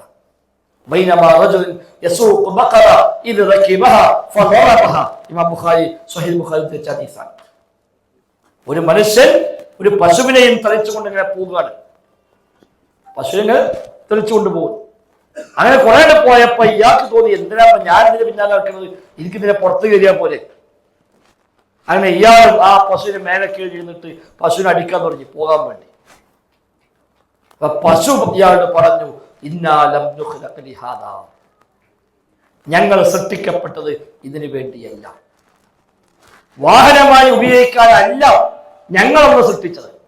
അതിവിടെ കഴുതയും കുതിരയും ഒട്ടകമൊക്കെ ഉണ്ട്. ഞങ്ങളെ സൃഷ്ടിച്ചത് ഇതിനു വേണ്ടിയല്ല, ഞങ്ങളെ സൃഷ്ടിച്ചത് കാർഷികമായ ആവശ്യങ്ങൾക്ക് വേണ്ടിയാകുന്നു എന്നാ പശു പറഞ്ഞുവെന്ന് നബി തങ്ങൾ പറയാൻ. സ്വഹാബിമാർ പറഞ്ഞു, സുബ്ഹാനല്ലാഹ് ബഖറത്തുൻ തതകല്ലമു യാ റസൂലല്ലാഹ്, അല്ലാഹ് അത്ര പരിശുദ്ധനാണ്, ഒരു പശു സംസാരിക്കുന്നു അല്ലേ നബി? അല്ല സംശയമില്ല, നബി പശു സംസാരിക്കോ ചോദിച്ചിട്ടില്ല. നബി തങ്ങൾ കൂടുതൽ പറഞ്ഞു കൊടുത്തു, ആമൻതു ബിഹി, ഞാൻ വിശ്വസിച്ചിരിക്കുന്നു. അബൂബക്കറും ഉമറും ഇത് വിശ്വസിച്ചിരിക്കുന്നു. ആ രണ്ടുപേരും അപ്പം അവിടെ ഇല്ല. നബിനെ പറയുമ്പോൾ അബൂബക്കർ സിദ്ദീഖ് ഉമർ ഖത്താബ് സദസ്സിലില്ല. ഇത് നബി തങ്ങൾ പറയുന്നത് അബൂബക്കർ വിശ്വസിച്ചിരിക്കുന്നു, ഉമർ വിശ്വസിച്ചിരിക്കുന്നു. എന്താ കാരണം? നബി പറഞ്ഞു വന്നാൽ പിന്നെ ചോദിക്കൂല, സത്യമാണ്. ഇതിന് പൂർണ്ണമായി വിജയപ്പെടുക. അപ്പൊ അതിൽ വരുന്ന കുറവുകൾ, അതിൽ വരുന്ന പോരായ്മകൾ അത് ഷഹാദത്തിനെയാണ് ബാധിക്കുക. അതുകൊണ്ട് ഒറ്റ ഹദീസ് തള്ളിയാൽ അവൻ നാശത്തിന്റെ വക്കിലാകുന്നു. ഒരു ഹദീസ് തള്ളിയാൽ. ഇമാം മാലിക് റഹ്മത്തുള്ളാഹി അലൈഹി മദീനയിലെ ഇമാമാണ്. മസ്ജിദ് നബവിയിൽ നബിതങ്ങളുടെ മിമ്പറിന്റെ ഭാഗത്തിരുന്ന് ദർസ് നടത്തിയതാണ് ഇമാം മാലിക് റഹ്മത്തുള്ളാഹി അലൈഹി. ദർസ് നടത്തുമ്പോൾ നബിയുടെ മിമ്പറിന്റെ ഭാഗത്തായിരിക്കും, ഇടതു ഭാഗത്ത് നബിയുടെ ഖബർ. അവിടെ ഇരുന്നു കൊണ്ടാണ് അദ്ദേഹം സദസ്സിലേക്ക് തിരിഞ്ഞ് ദർസ് നടത്തുന്നത്. ഓരോ വിഷയം പറയുമ്പോഴും അദ്ദേഹം പറയും, ആ ഹദീസ് സനദ് പറയുമ്പോൾ എന്നോട് ഇന്നാള് പറഞ്ഞു, അയാൾ ഇന്നാള് പറഞ്ഞു, അയാൾ ഇന്നാള് പറഞ്ഞു. അദ്ദേഹം സമിഅ മിൻ സ്വാഹിബി ഹാദൽ ഖബർ, ഈ ഖബർ കേൾക്കുന്ന ആളിൽ നിന്ന് കേട്ടു എന്ന് പറഞ്ഞുകൊണ്ട് ഇമാം മാലിക് റഹിമഹുല്ലാഹ് ഹദീസ് പഠിപ്പിക്കുന്നത്.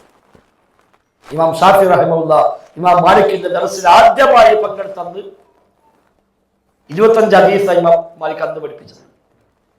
അതൊക്കെ എങ്ങനെയാ പറയാം? മിൻ സ്വാഹിബി ഹാദൽ ഖബർ, ഈ ഖബറുള്ള ആളിൽ നിന്ന് കേട്ടിരിക്കുന്നു.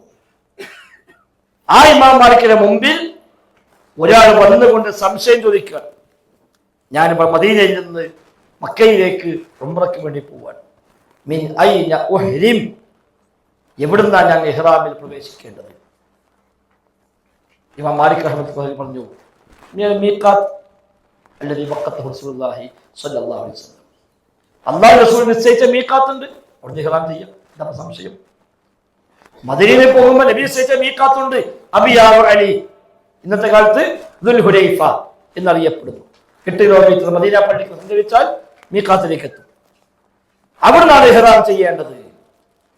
അപ്പൊ ഈ ചോദ്യകർത്താവ് ഒരു ഉപചോദ്യം, ഞാൻ മദീനത്തെ പള്ളിയിൽ തന്നെ ഇഹ്റാം ചെയ്ത് പോകട്ടെ, ഇവിടുന്ന് ഇഹ്റാം ചെയ്യാം, 8 കിലോമീറ്റർ അപ്പുറത്ത് ഇഹ്റാം ചെയ്തതിന് പകരം ഇവിടുന്ന് മദീനത്തെ പള്ളിയില്ലേ ഇവിടുന്ന് ഇഹ്റാം ചെയ്ത് പോകാൻ ഉദ്ദേശിക്കുന്നു. ഇമാം മാലിക്കിന്റെ പ്രതികരണം, അഖാഫു അലൈക്കൽ ഫിത്ന, നിനക്ക് ഞാൻ ഫിത്നയെ പേടിക്കുന്നു. എന്താ പാകം പറഞ്ഞത്?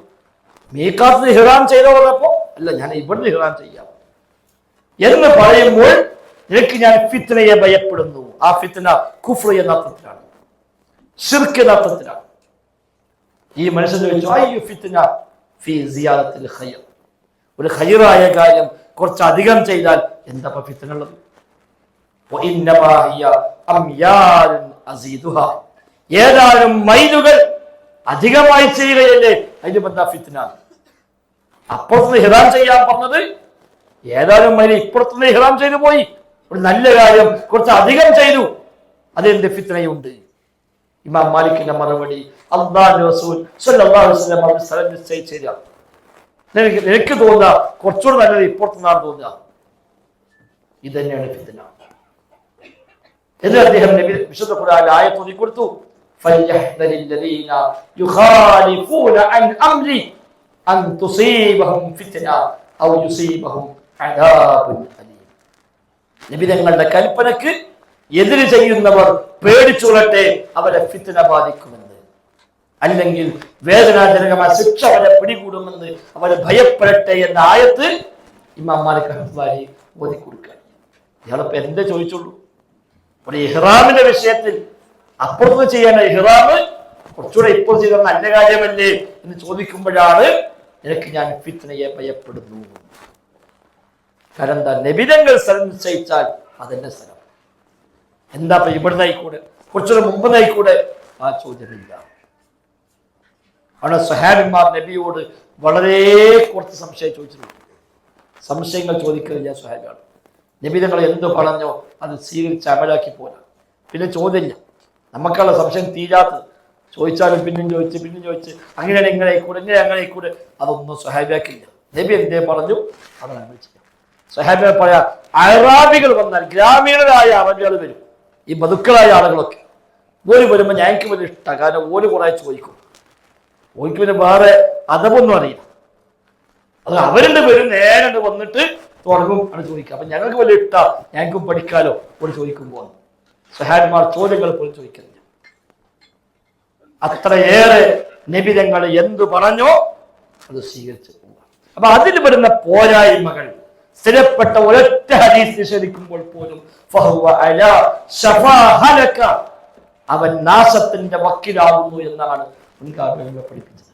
ഇമാം ഷാഫിയുടെ കിതാബ് റിസാലയിലൊക്കെ ധാരാളമായി ഇതുമായി ബന്ധപ്പെട്ട അധ്യാപനങ്ങൾ കാണും.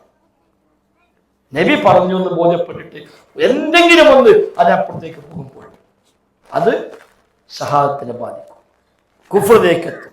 അൻ തുസീബഹും ഫിത്ന എന്ന ആയത്തിൽ ഫിത്നക്ക് നൽകപ്പെട്ട അർത്ഥം അൽ കുഫ്റു വശിർക്ക്, കുഫ്റും ശിർക്കുമാണ്. നബിതങ്ങൾ പഠിപ്പിച്ചതിന് അപ്പുറത്തേക്ക് പോകുന്നുവെങ്കിൽ അത് അവിടെ നിൽക്കൂല.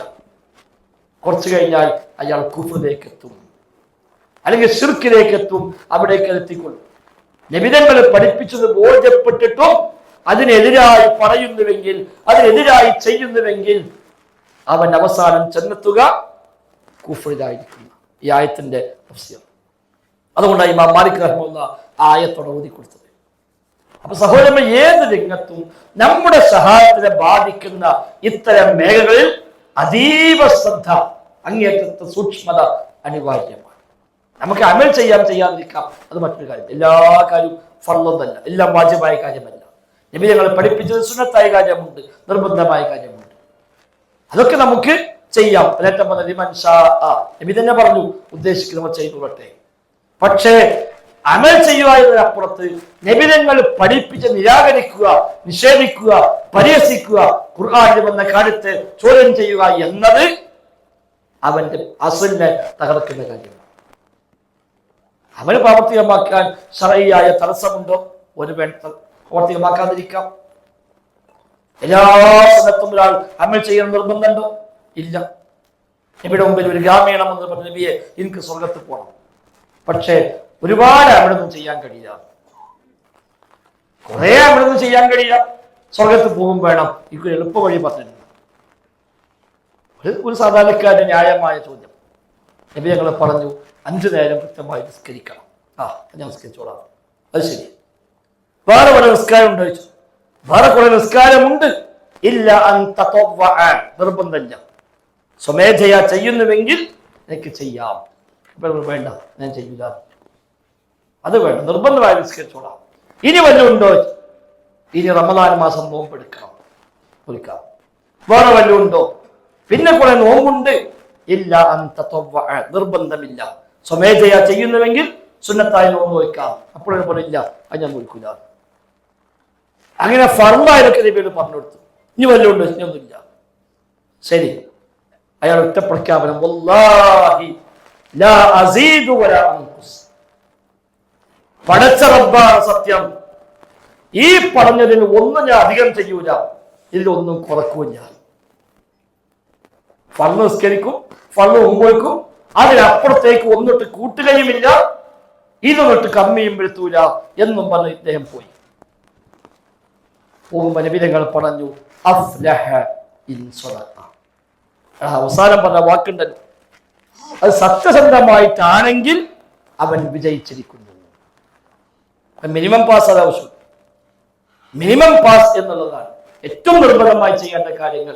അല്ലാത്ത ഒന്നിനാൾ ചെയ്തില്ല, അയാൾക്ക് പ്രതിഫലം കുറയും, ചിലപ്പോൾ കമാലിയത്തില്ലാതാകും എന്നേ ഉള്ളൂ. അതേസമയം നബിതങ്ങളെ പഠിപ്പിച്ചൊരു കാര്യം ഹലാലായ ജായിസായ കാര്യമാണെങ്കിൽ പോലും അത് നിഷേധിച്ചാലോ അവിടെ വകുപ്പ് മാറി. നിഷേധിച്ചാൽ, പരിഹസിച്ചാൽ, ഇസ്ലാമിൽ സ്ഥിരപ്പെടുന്ന നിയമത്തെ പരിഹസിച്ചാൽ അത് ഗൗരവമാണ്. നേരത്തെ പറഞ്ഞല്ലോ, സ്വഹാബികളെ കുറിച്ച് തീറ്റക്കൊതിയന്മാരാണ് എന്ന് പറഞ്ഞപ്പോഴേക്ക് അല്ലാഹുവിനെ പരിഹസിക്കുകയാണോ, റസൂലിനെ പരിഹസിക്കുകയാണോ, ആയത്തുകളെ പരിഹസിക്കുകയാണോ എന്നാണ് അല്ലാഹു തആല വിശുദ്ധ ഖുർആനിൽ ആയത്തിറക്കി ചോദിച്ചത്. അപ്പൊ ജായിസായ അനുവദനീയമായ കാര്യമാണെങ്കിൽ പോലും അല്ലാഹു റസൂലും പഠിപ്പിച്ചതിനെ നിരാകരിക്കൽ ഗൗരവമാണ്. എന്നാൽ സുന്നത്തായ കാര്യം പോലും ഒരു പക്ഷേ ഒരാൾക്ക് പ്രാവർത്തികമാക്കാൻ അയാൾക്ക് പറ്റണമെന്നില്ല, എപ്പോഴും കഴിയണമെന്നില്ല, എല്ലാവർക്കും കഴിയണമെന്നില്ല. സന്ദർഭവും സാഹചര്യം അനുസരിച്ച് അയാൾക്ക് അതിൽ വർധനവും കുറവും ഒക്കെ ഉണ്ടായേക്കാം. എത്ര അധികം ചെയ്തുവോ അത്രയും അയാൾക്ക് അധികമായി പ്രതിഫലം ലഭിക്കും. എന്നാൽ നിരാകരിക്കലും പരിഹസിക്കലും അതുപോലെയല്ല. ഇസ്തിഹ്സാഉ ബിദ്ദീൻ, മതത്തെ പരിഹസിക്കുക എന്നത് കുഫ്റിന്റെ കാര്യമാണ്. അത്തരം സ്വഭാവങ്ങളിൽ ഏറെ ശ്രദ്ധ, ജാഗ്രത നമുക്കുണ്ടാവേണ്ടതുണ്ട്. അതോടൊപ്പം ഈമാന്റെ ഭാഗമായി എണ്ണിപ്പറഞ്ഞ കാര്യങ്ങളെയൊക്കെ കഴിവിന്റെ പരമാവധി അമലാക്കി മാറ്റാൻ തന്നെയാണ് പരിശ്രമിക്കേണ്ടത്. നേരത്തെ സൂചിപ്പിച്ചു, ചില കാര്യങ്ങൾ കർമ്മമാണെങ്കിലും വിശ്വാസവുമായി ബന്ധമുണ്ടാവും. കർമ്മമാണ്, അമലാണ്, പക്ഷെ അതിനെ ബന്ധിപ്പിച്ചത് ഈമാനുമായി. ഇനി വേറെ ചില കാര്യങ്ങൾ നിനക്ക് നേരെ ഈമാനുമായി ബന്ധമുള്ളതല്ല, പക്ഷേ ചില പ്രത്യേക സാഹചര്യങ്ങളിൽ, പ്രത്യേകമായ ചില നാടുകളിൽ, ചില തലമുറകളിൽ ചില ഈമാനുമായി അതിന് ബന്ധമുള്ള കാര്യങ്ങളുണ്ടാകും. അവിടെ നമ്മൾ പാലിക്കേണ്ടതുണ്ട്. അഖീദ കിതാബുകൾ, ആദ്യകാലത്ത് എഴുതപ്പെട്ട അഖീദ പഠിപ്പിക്കാനുള്ള കിതാബുകൾ, ഇമാം ബുഖാരി മുതൽ ഇമാം അഹ്മദ് മുതൽ ആ കാലത്തൊക്കെ രേഖപ്പെടുത്തപ്പെട്ട അഖീദ ത്വഹാബിയ്യ വരെ, അഖീദ ത്വഹാബിയ്യ, അഖീദ പഠിപ്പിക്കാൻ വേണ്ടി എഴുതപ്പെട്ട 4-ാം നൂറ്റാണ്ടിലെ ഗ്രന്ഥമാണ്. ഇതൊക്കെ ശരിയായ വിശ്വാസം എന്താണ് എന്ന് പഠിപ്പിക്കാനായി എഴുതപ്പെട്ട അന്നത്തെ അഖീദ ഗ്രന്ഥങ്ങൾ മഹാഭൂരിപക്ഷം എടുത്താലും ആ അഖീദ ഗ്രന്ഥങ്ങളിൽ ചില ഫിഖ്ഹി മസ്അലകളാണ്. മസ്അല ഫിഖ്ഹിയാണ്, കർമ്മശാസ്ത്രമായ മസ്അലയാണ്, പക്ഷെ അഖീദയുടെ ഭാഗത്ത് പറഞ്ഞു. ഉദാഹരണമായി ഇമാം ത്വഹാബി, അബൂ ജഅഫർ ത്വഹാബി റഹിമഹുല്ലാഹ് അഖീദ ത്വഹാബിയിൽ പറയുന്നു, വനറാ ജവാസൽ മസ്ഹി അലൽ ഖുഫൈൻ, വനറാ ജവാസൽ മസ്ഹി അലൽ ഖുഫൈൻ. വുളൂ ചെയ്യുമ്പോൾ ഖുഫ്ഫിൽ തലവൽ അനുവദനീയമാണ് എന്നാകുന്നു നമ്മുടെ നിലപാട്. കണ്ടോ, വുളൂണ്ടാക്കുമ്പോ സോക്സിന് മേൽത്തടവാം, ബൂട്ടിന് മേൽത്തടവാം. ഖുഫ്, ശരിക്കും ഖുഫ്ഫാണ്, ബൂട്ടാണ് ഒന്നാമത്തെ ഉദ്ദേശം. തോല് കൊണ്ടോ മറ്റു വല്ലതും കൊണ്ടുണ്ടാക്കിയ ബൂട്ടുകൾക്കാണ് സാധാരണഗതിയിൽ ഖുഫ് എന്ന് പറയുക. ഏത് കൊണ്ടുണ്ടാക്കിയാലും അതിൽ ഉൾപ്പെടുക. അപ്പൊ വുളൂ ചെയ്യുമ്പോൾ ബൂട്ടിന് മീതെ, സോക്സിന് മീതെ തടവൽ ജായിസാണ്, അനുവദനീയമാണ് എന്നാവുന്നു നമ്മുടെ നിലപാട്. ഇതെന്തിനാ വിശ്വാസം പറഞ്ഞത്? വിശ്വാസകാര്യമാണോ? അല്ലല്ലോ. പക്ഷെ വിശ്വാസം പഠിപ്പിക്കുന്ന നേരത്തെ ഈ കാര്യം പറഞ്ഞു. കാരണം ആ കാലത്ത് അഹ്ലുസുന്നയും അഹ്ലുൽ ബിദ്അഉം തമ്മിലുള്ള കാര്യമായ വ്യത്യാസമാണത്. ഷിയാക്കളുടെ വീക്ഷണ പ്രകാരം സോക്സിന്മേൽ തടവാൻ പാടില്ല, അത് ബിദ്അത്താണ്. അവിടെ ഏതെങ്കിലും പള്ളി നിസ്കരിക്കാൻ കയറിയാൽ ഒരുത്തൻ സോക്സ് അയക്ക് കണ്ടാൽ മനസ്സിലാക്കാം ഓ ഷിയാണ്. സോഴ്സിന് മേഖല വേണ്ട മനസ്സിലാക്കുക ഒരു അഹ്ലുസുന്നത്ത് അന്നതാണ് ഐഡന്റിറ്റി. അത് കർമ്മകാര്യമാണ്. പക്ഷേ ആ നാട്ടിൽ ആ കാലഘട്ടങ്ങളിൽ അത് അഖീദയുമായി ബന്ധമുണ്ട്. നമ്മളെ നാട്ടിൽ വന്നാൽ നമ്മൾ പള്ളി കയറി നമുക്ക് പരിചയമില്ലാത്ത പള്ളി സുന്നി പള്ളി ചേർത്തു ഒന്നും നടക്കുമ്പോൾ ഒരാൾ തലങ്ങനെ നടവി നമുക്ക് അയാളെ വേറെ പരിചയമൊന്നുമില്ല. ഇത് കണ്ടാൽ നമ്മളെന്താ മനസ്സിലാക്കുക? സലഫിയാണോ പോയി പരിചയപ്പെടും. ഇവിടെ എന്താ ആകെ നമ്മൾ കണ്ടത് മാത്രമേ ഉള്ളൂ. അയാളെ വിശ്വാസം, അയാളെ കർമ്മം, അയാളെ പേരോ അഡ്രസ്സോ ഒന്നും നമുക്കറിയില്ല. പക്ഷെ ഈ തടവല് കണ്ടപ്പോൾ മനസ്സിലായി, ഓ ഏതായാലും സമസ്തക്കാരനല്ല. നിസ്കരിക്കുമ്പോ കൈ ഇങ്ങനെ കെട്ടി ഈ കണ്ടപ്പോൾ മനസ്സിലായി ഇവന് സലഫിയാണ്. അപ്പൊ സലഫിയും ഇതും ഇതിന് വ്യത്യാസം ഉണ്ടോ? എല്ലാ പ്രാപത്തുള്ള കൈ ഇങ്ങനെ ഇട്ടോ സലഫിയാവും? ഇല്ലല്ലോ. പക്ഷെ ഇതൊരു കർമ്മകാര്യമാണെങ്കിലും നമ്മുടെ നാട്ടിൽ അഹ്ലുസുന്നയും അഹ്ലുൽ ബിദ്അത്തും തമ്മിൽ വേർതിരിക്കുന്ന പോയിന്റാണിത്. അപ്പൊ അവിടെ അത് വെറും ഫിഖ്ഹായി കാണാൻ പറ്റില്ല. അത് വെറും ഫിഖ്ഹായിക്കൊണ്ട് അങ്ങനെയും കെട്ടാം അങ്ങനെയും കെട്ടാം അത് ഇവിടെ പറയാൻ പറ്റില്ല. അല്ലെങ്കിൽ പിന്നെ അതിനെ മറികടക്കുന്ന തെളിവുകൾ ഉണ്ടാവണം, അപ്പൊ പറ്റും. അല്ലാത്ത കാലം അത് പറയാം. അതാണ് അവിടെ വന്ന് ഖുഫ്ഫിൽ തടവൽ. കാരണം ഒരു പള്ളിക്ക് ഒതുവ ചെയ്യുമ്പോൾ ഖുഫ്ഫ ബൂട്ട് അത് പ്രയാസപ്പെട്ട് അഴിക്കുന്നത് കണ്ടാൽ അത് മനസ്സിലായി ഓൻ ചെയ്യേണ്ടത് ഓണത്തിന് മേട്ടാണെങ്കിൽ ശരിയാവില്ല എന്നുള്ള അഭിപ്രായക്കാരനാണ്. അത് ഫിഖ് ആണെങ്കിലും വിശ്വാസവുമായി ബന്ധം. അതിപ്പോ എല്ലാ കാലത്തും ഉണ്ടായിക്കൊള്ളുന്നില്ല. എല്ലാ കാലത്തും എല്ലാ നാട്ടിലും ഒരു പക്ഷെ അതങ്ങനെ ഒരു അടിസ്ഥാന വീർത്തിന്ന ഘടകമായി ഉണ്ടാവണം എന്നില്ല. ഗൾഫിൽ പോയിട്ടുണ്ടെങ്കിൽ ഓർത്ത പണ്ഡിതന്മാരോട് കൈയ്യട്ടണ മസല വെച്ചാൽ പോലെ എല്ലാ മസലയും പറഞ്ഞു. ആ മസലയ്ക്ക് എന്തെങ്കിലും ഇവിടെ തന്നെ ഇവിടെ അതിന് മറ്റൊരു സ്ഥലം അതിലുണ്ട്.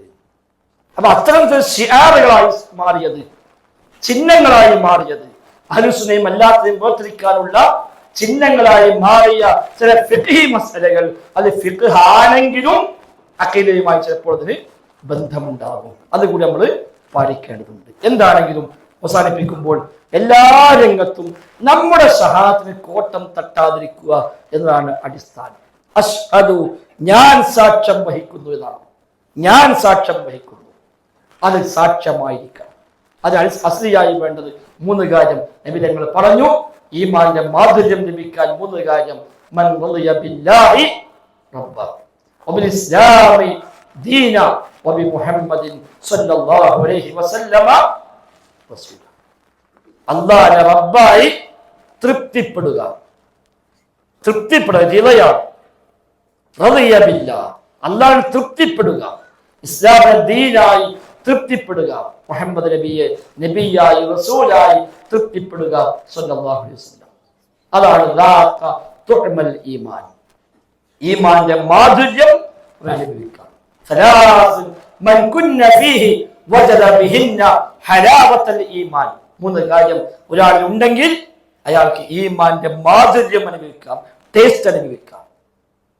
ഇസ്ലാം സ്വീകരിക്കാന്നല്ല, ഇസ്ലാമിന്റെ മതമായി തൃപ്തിപ്പെടുക, സംതൃപ്തമായ മതമായി അങ്ങേറ്റം റാഹത്തോടു കൂടി മതത്തെ സ്വീകരിക്കാം. ഇതൊരു നിഅമത്തായി കാണുക. യമുന്നുന അലൈക നസ്ലമു കുല്ലാ തമുന്നു അലൈ ഇസ്ലാമക്കും വലില്ലാഹു യമുന്നു അലൈക്കും അൻ ഹദാക്കും. അല്ലാഹു നമ്മ ഒരു നിഅമത്താണ്, അനുഗ്രഹമാണ് ഹിദായത്തിലാക്കി മുസ്ലിമായി വന്നു, തൗഹീദ് ഉൾക്കൊള്ളാൻ കഴിഞ്ഞു, സുന്നത്ത് പ്രകാരം ജീവിക്കാൻ കഴിഞ്ഞു. അതൊരു വലിയ നിഅമത്തായി കാണുക. അല്ല നമ്മളിതിലേക്ക് വന്ന് കുടുങ്ങിപ്പോയതല്ല, ഇതിലേക്ക് വന്ന് പെട്ടുപോയി അത് പാടില്ല ഇത് പാടില്ല ഒന്നും ചെയ്യാൻ പാടില്ല എന്താ കാണിക്കുക, അതല്ല. ഇത് വല്ലാത്ത അൽഹംദുലില്ലാഹ് ഇത്രയും ശിർക്കും ഖുറാഫത്തും ബിദ്അത്തും നടക്കുന്ന നാടുകളിൽ, ശിർക്കും ഖുറാഫത്തും ബിദ്അത്തും നടക്കുന്ന നാടുകളിൽ അതിനിടയിൽ അൽഹംദുലില്ലാഹ് തൗഹീദ് മനസ്സിലാക്കാൻ പറ്റില്ല, സുന്നത്ത് പ്രകാരം ജീവിക്കാൻ കഴിഞ്ഞല്ലോ, ആ സുന്നത്തിന് വേണ്ടി എന്തെങ്കിലും ചില പരിശ്രമം നടത്താൻ കഴിഞ്ഞല്ലോ, അൽഹംദുലില്ലാഹ് അതൊരു വലിയ ഒരു സംതൃപ്തിയായി, ഒരു അവസരമായി, ഒരു നിഅമത്തായി കണക്കാക്കുമ്പോഴാണ് തൃപ്തി ഉണ്ടാവുക. അല്ലാഹു റബ്ബായി തൃപ്തിപ്പെടുക. എന്ത് വന്നാലും എനിക്ക് എന്റെ റബ്ബുണ്ട്, ആ റബ്ബിന്റെ തീരുമാനം അവൻ നിശ്ചയിച്ചതുണ്ടാവും. റബ്ബ് തന്നാൽ തടുക്കാൻ ആരുമില്ല, തടുത്താൽ തരാനും ആളില്ല. അതൊരു ബോധ്യമായി മാറി അത് തൃപ്തിപ്പെടുക. അല്ലാഹ് എന്ത് കണക്കാക്കിയാലും അൽഹംദുലില്ലാഹ് അതായിരിക്കും. അല്ലാതെ തൗഹീദ് എന്ന് പറയുമ്പോഴും റബ്ബല്ലാത്തതിലേക്ക് മനസ്സ് പോകുന്നുവെങ്കിൽ സംതൃപ്തിയായിട്ടില്ല. പ്രയാസങ്ങൾക്ക് മേൽ പ്രയാസം വരുമ്പോൾ, പരീക്ഷകൾക്ക് മേൽ പരീക്ഷണം വരുമ്പോൾ അള്ളാഹു അല്ലാത്തവരിലേക്ക് മനസ്സ് പോകുന്നുവെങ്കിൽ അത് റിളയല്ല. അപ്പൊ അള്ളാഹുവിനെ റബ്ബായി തൃപ്തിപ്പെടുക, ഇസ്ലാമിന്റെ മതമായി തൃപ്തിപ്പെടുക, മുഹമ്മദ് നബിയെ റസൂലായി തൃപ്തിപ്പെടുക എങ്കിൽ ഈമാന്റെ മാധുര്യം അനുഭവിക്കുക. ഫിത്നകൾ ധാരാളമായി വരികയാണ്. എമ്പാടും ഫിത്നകളാണ്. ലോകാടിസ്ഥാനത്തിൽ ഫിത്നകൾ വരുന്നു. മതത്തിൽ തെറ്റിച്ചു കൊണ്ടുപോകാൻ എന്തെല്ലാം സംവിധാനങ്ങൾ, സംശയം ഉണ്ടാക്കാൻ മാത്രം ചില ആളുകൾ വാട്സപ്പിൽ അയച്ചൊരു ഹദീസ്, ഈ ഹദീസ് ബുഖാരി ഉണ്ട്, ഇത് സ്വീകരിക്കുമോ? അങ്ങനെ ബുഖാരി ഉണ്ടോ? ഒന്ന് ആലോചിച്ചിട്ട് മതി. വിശ്വാസം ഉണ്ടാക്കണം. അവിടെയൊക്കെ ചില നിലപാടുകൾ നമുക്ക് വേണം. വിശുദ്ധ ഖുർആനിലും സ്വഹീഹ ഹദീസിലും ഒരു കാര്യം വന്നാൽ അത് വഹിയാണ്. അത് നമ്മൾ ഉറപ്പിക്കുക, മനസ്സിലായി. അല്ലാഹ് ഒരു കാര്യം പറഞ്ഞു, റസൂൽ ഒരു കാര്യം പറഞ്ഞു, അത് വഹിയാണ്. അള്ളാഹിന്റെ വഹി പ്രകാരമേ അത് രണ്ടിലും വന്നിട്ടുള്ളൂ എങ്കിൽ അതിലുള്ള മുഴുവൻ സത്യമാണ്. ഇനി എന്താണ് ഹദീസിന്റെ അർത്ഥം, എന്താണ് ഉദ്ദേശം, നമുക്ക് പഠിക്കാം. വാട്സപ്പിലോട് പല ആളുകൾ അയച്ചു തരും ഹദീസ്. ചിലപ്പോൾ പരിഭാഷ ഉണ്ടാവുള്ളൂ, ടെക്സ്റ്റ് ബുക്ക് ഉണ്ടായിക്കൊള്ളുന്നത് കൊടുത്ത അർത്ഥമായിരിക്കും. അത് അയച്ചത് ബുഖാരി നമ്പർ കൊടുക്കുക, ഇത് ബുഖാരി സ്വീകരിക്കുന്ന ആളല്ലേ, ആ ബുഖാരിയുള്ള ഹദീസ് അത് എന്ന് പറയുമ്പോൾ ഇത് ബുഖാരി ഉണ്ടോ കാണുന്നുണ്ട്, എന്നാ സത്യമാണ്. ഈ ഹദീസ് സ്വഹിയാണോ, സ്വഹിയാണ്, എന്നാ സത്യമാണ്. അപ്പൊ എന്തായാലും ഉദ്ദേശം എനിക്കറിയില്ല, നമുക്ക് അന്വേഷിക്കാം. ഞാൻ ആണിമല്ല, ഞാൻ പഠിച്ചിട്ടില്ല, നമുക്കത് അന്വേഷിക്കാം, അത് പഠിക്കാം. അല്ലാതെ അപ്പോഴേക്കിത് അസത്യം വിചാരിക്കണമില്ല. ചിലപ്പോൾ നമ്മൾ 4 മൗലവിമാർക്ക് അയച്ചു കൊടുത്തു, മറുപടി ഒന്നും കിട്ടിയില്ല. അപ്പൊ എന്താ അപ്പോഴൊക്കെ അയച്ചു കൊടുത്തത്, ഒരു മറുപടി കേട്ടോ. അപ്പൊ ഈ ഹദീസ് എന്തോ കുഴപ്പമുണ്ട്, ഈ ഹദീസ് കുഴപ്പമില്ല, അവർക്ക് എന്താ കുഴപ്പമുണ്ടാവും, അത്രേ ഉള്ളൂ. ഹദീസ് കുഴപ്പമില്ല, നമ്മൾ കിട്ടാൻ പറ്റിയ എല്ലാ പണ്ഡിതന്മാർക്കും പോയി ഒരാൾക്കും മറുപടി പറയാൻ കഴിഞ്ഞില്ല. എന്നാലോ ഹദീസ് കുഴപ്പമുണ്ടോ? ഇല്ല. നമ്മളെ സമീപിച്ച പണ്ഡിതന്മാർക്കൊന്നും അതിനർത്ഥം അറിയില്ല, ഉദ്ദേശം അത് അത്രേ ഉള്ളൂ. അറിയുന്ന ആളുകൾ ഉണ്ടാകാം, അവരേക്ക് നമ്മൾ എത്തിയിട്ടില്ല. അല്ലെങ്കിൽ ഈ തലമുറയിൽ അത് അറിയുന്ന ആരുമില്ല. നല്ല കുഴപ്പം. നമ്മൾ ജീവിക്കുന്ന നാട്ടിൽ ഈ തലമുറയിൽ ഇതെല്ലാം അറിയുന്ന ഒരാളില്ല, അത് നമുക്കുള്ള ഒരു കുറവാണ്.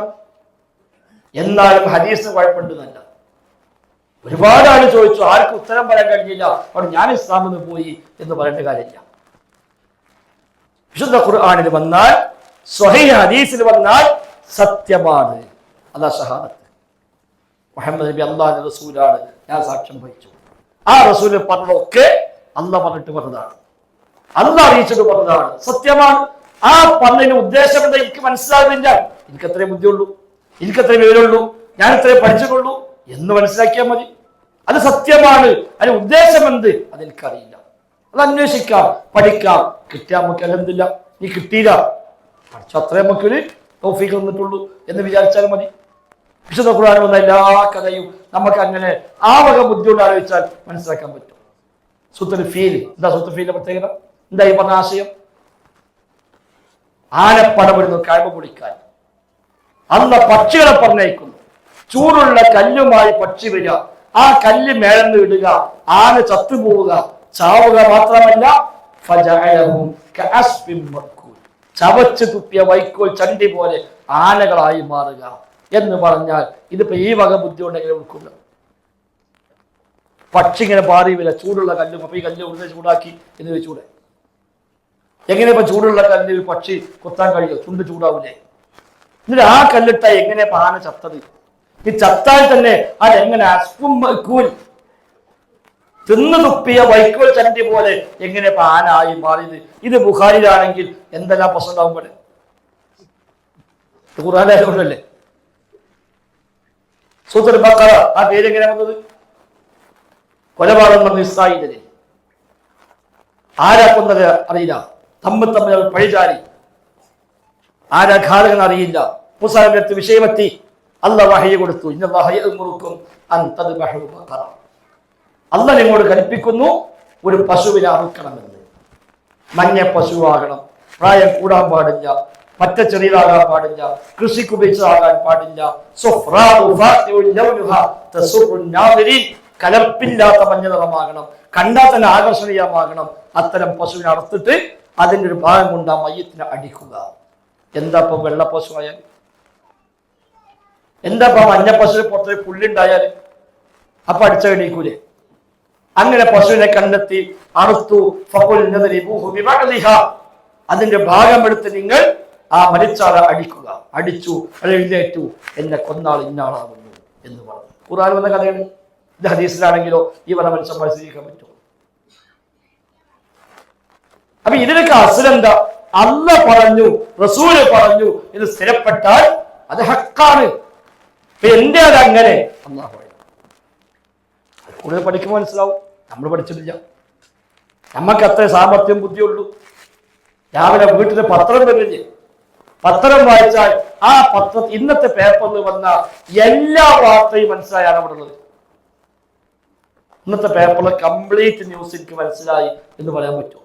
ചില ഹെഡിങ് നമുക്ക് ഒരു പിടുത്തുണ്ടാവില്ല, ഒരു മനസ്സിലായി. ചിലപ്പോൾ കുട്ടികളാണ്, അപ്പൊ അത് ഇന്നതാണ് എന്ന് കുട്ടികൾ മനസ്സിലാവും. നമ്മൾ അംഗീകരിച്ചത് കുട്ടികൾ പറയുന്നില്ല, അല്ലെ അതൊന്നും ശരിയില്ല, അത് അംഗീകരിക്കാൻ പറ്റൂല എന്ന് പറയണം.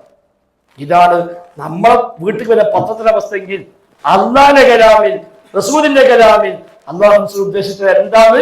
ശരിയായ സ്രോതസ്സിന് പഠിക്കാതെ എനിക്ക് മനസ്സിലാണെന്ന് പറഞ്ഞാൽ എന്ത് ന്യായമുണ്ട്? അതിന് സ്രോതസ്സുണ്ട്. അള്ളാന്റെ കലാം അള്ളാഹ് വിശദീകരിക്കണം, അള്ളാന്റെ കലാം റസൂൽ വിശദീകരിക്കണം, റസൂലിന്റെ കലാം റസൂൽ വിശദീകരിക്കണം. അത് സ്വഹാബത്ത് നബീനെ കണ്ടും ചോദിച്ചും കേട്ടും പഠിക്കണം. ആ സോഴ്സിലേക്ക് മടങ്ങാതെ നമ്മൾ വായിച്ചു, നമ്മൾ അർത്ഥം വെച്ചു, ഗൂഗിൾ സെർച്ച് ചെയ്തു, അവിടെ ഒരു അർത്ഥം കിട്ടി, ഇത് ശരി കേട്ടോ എന്ന് പറഞ്ഞാൽ അത് ഈമാനെ ബാധിക്കും. അത് അർത്ഥം വെക്കാൻ നിയമം, അതിന് ബേസ് ഉണ്ട്, ഇതിന് സോഴ്സുകളുണ്ട്. ആ സോഴ്സ് മനസ്സിലാകുമ്പോൾ ഒരു പ്രശ്നമില്ല. ആ നിലക്കുള്ള മതം പഠിക്കാൻ തയ്യാറാകണം എന്നാണ് സൂചിപ്പിക്കുന്നത്. ദീന് പഠിക്കണം. ഫിത്നകൾ കൂടി വരുമ്പോൾ അറിവാണ് പരിഹാരം. ഫിത്ന ഇരുട്ടാണ്, അറിവ് വെളിച്ചമാണ്. ഫിത്ന കൂടുക എന്ന് പറഞ്ഞാൽ ഇരുട്ട് കൂടുക. ഇരുട്ട് കൂടുന്തോറും കൈവശമുള്ള വെളിച്ചത്തിന്റെ ശക്തി കൂടാണ്. അപ്പൊ കരണ്ടട് പോയാൽ മൊത്തം ഇരുട്ടാവും.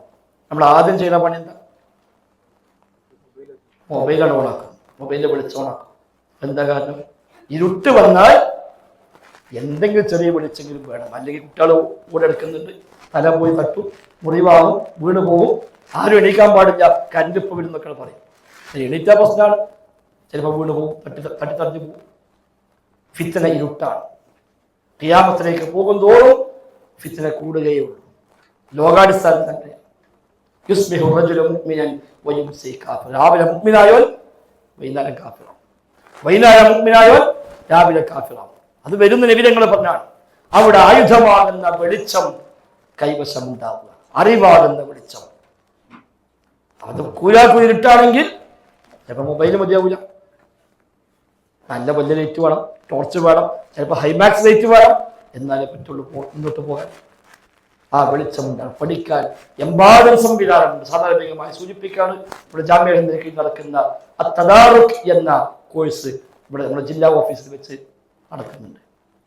തദാറുക്ക് 2 വർഷത്തെ കോഴ്സാണ്. തദാറുക്ക് എന്ന വാക്കർത്ഥം വീണ്ടെടുക്കുക. തദാറുക്ക് വീണ്ടെടുപ്പാണ്. ആയ കാലത്ത് പഠിക്കാൻ കഴിഞ്ഞില്ല, മദ്രസൊന്നും മര്യാദയ്ക്ക് പോയില്ല, പോയതൊന്നും ഇപ്പം ഓർമ്മയില്ല, അന്നൊന്നും പഠിക്കാതെ പോയി, ഇപ്പോഴൊക്കെ ഒരു തോന്നലുണ്ട് അത് പഠിക്കണം എന്നൊക്കെ ഉണ്ട് എങ്കിൽ അവർക്ക് വീണ്ടെടുക്കാൻ തദാറുക്ക്. അതുകൊണ്ട് ആ പേരിട്ടത് ഞാനിട്ട പേരാണ് തദാറുക്ക്. ആ പേരിട്ടില്ല ഉദ്ദേശം അതാണ്. ഇതൊരു വീണ്ടെടുപ്പാണ്. ചെറുപ്പത്തിൽ പഠിക്കാൻ കഴിയാത്തവർക്ക് ഇപ്പോൾ തിരിച്ചെടുക്കണമെന്ന ആഗ്രഹമുണ്ടെങ്കിൽ അവർക്കുള്ള മാർഗം അതാ തദാറുക്ക്. ഖുർആൻ പഠിക്കും, ഭാഷ പഠിക്കും, അഖീദ പഠിക്കും, ഫിഖ്ഹ് പഠിക്കും. അതാ തദാറുക്കിന്റെ പ്രത്യേകത. 2 വർഷത്തെ കോഴ്സ്. ആഴ്ച ഒരു ക്ലാസ് ഉണ്ടാവും, ഒരു 3 മണിക്കൂർ. അത് രജിസ്റ്റർ ചെയ്ത് പേര് കൊടുത്ത് പരീക്ഷ എഴുതി ഫീസ് അടച്ച് പഠിക്കുക. ജാമ്യ പരീക്ഷ എടുത്തും ജാമ്യ സർട്ടിഫിക്കറ്റ് കൊടുക്കുക. ആ സർട്ടിഫിക്കറ്റ് കൊണ്ട് ഇവിടെ ജോലിയൊന്നും കിട്ടൂല, അതിനുള്ള സർട്ടിഫിക്കറ്റ് ഒന്നുമില്ല. നമുക്ക് സമാധാനത്തിന് കോഴ്സ് പൂർത്തിയാക്കി എന്നതിന് ഇന്റർവ്യൂ എടുത്തും സെലക്ട് ചെയ്യാൻ. ഇന്റർവ്യൂവിൽ തോറ്റോരാണ് ജയിക്കുക. ഇന്റർവ്യൂ ആരൊക്കെ തോറ്റോ ഒരു സെലക്ട് ചെയ്യും. ജയിച്ചോ വീണ്ടെടുക്കാൻ ആവശ്യമില്ല, ഓൻ ജയിച്ചല്ലോ, ഓന് വീണ്ടെടുക്കേണ്ട കാര്യം ഓനെത്തുണ്ട്. അപ്പൊ ജയിച്ചോലെ വേണ്ടതാ ഇന്റർവ്യൂ നയം. പട്ടപൂജ്യം കിട്ടുന്നതാണ് നമ്മളെ റാങ്ക് നമ്പർ 1. ഓരോ നമുക്ക് ആവശ്യം, ഓരാണ് വീണ്ടെടുക്കാനുള്ളത്. അതാ തദാറുക്കിന്റെ സിസ്റ്റം. അപ്പൊ ഇന്റർവ്യൂ ഉണ്ടാവും, ഉഷാറാക്കി ഫുള്ള് നന്നാക്കി എഴുതൊന്നും വേണ്ട. ഫുള്ള് ഉഷാറാക്കി എഴുതിയാല് നിങ്ങളെ തട്ടും പോലെ പറ്റുകാതെ. ഒന്നും കിട്ടാത്ത പടുജാഹിലാണോ റാങ്ക് നമ്പർ 1.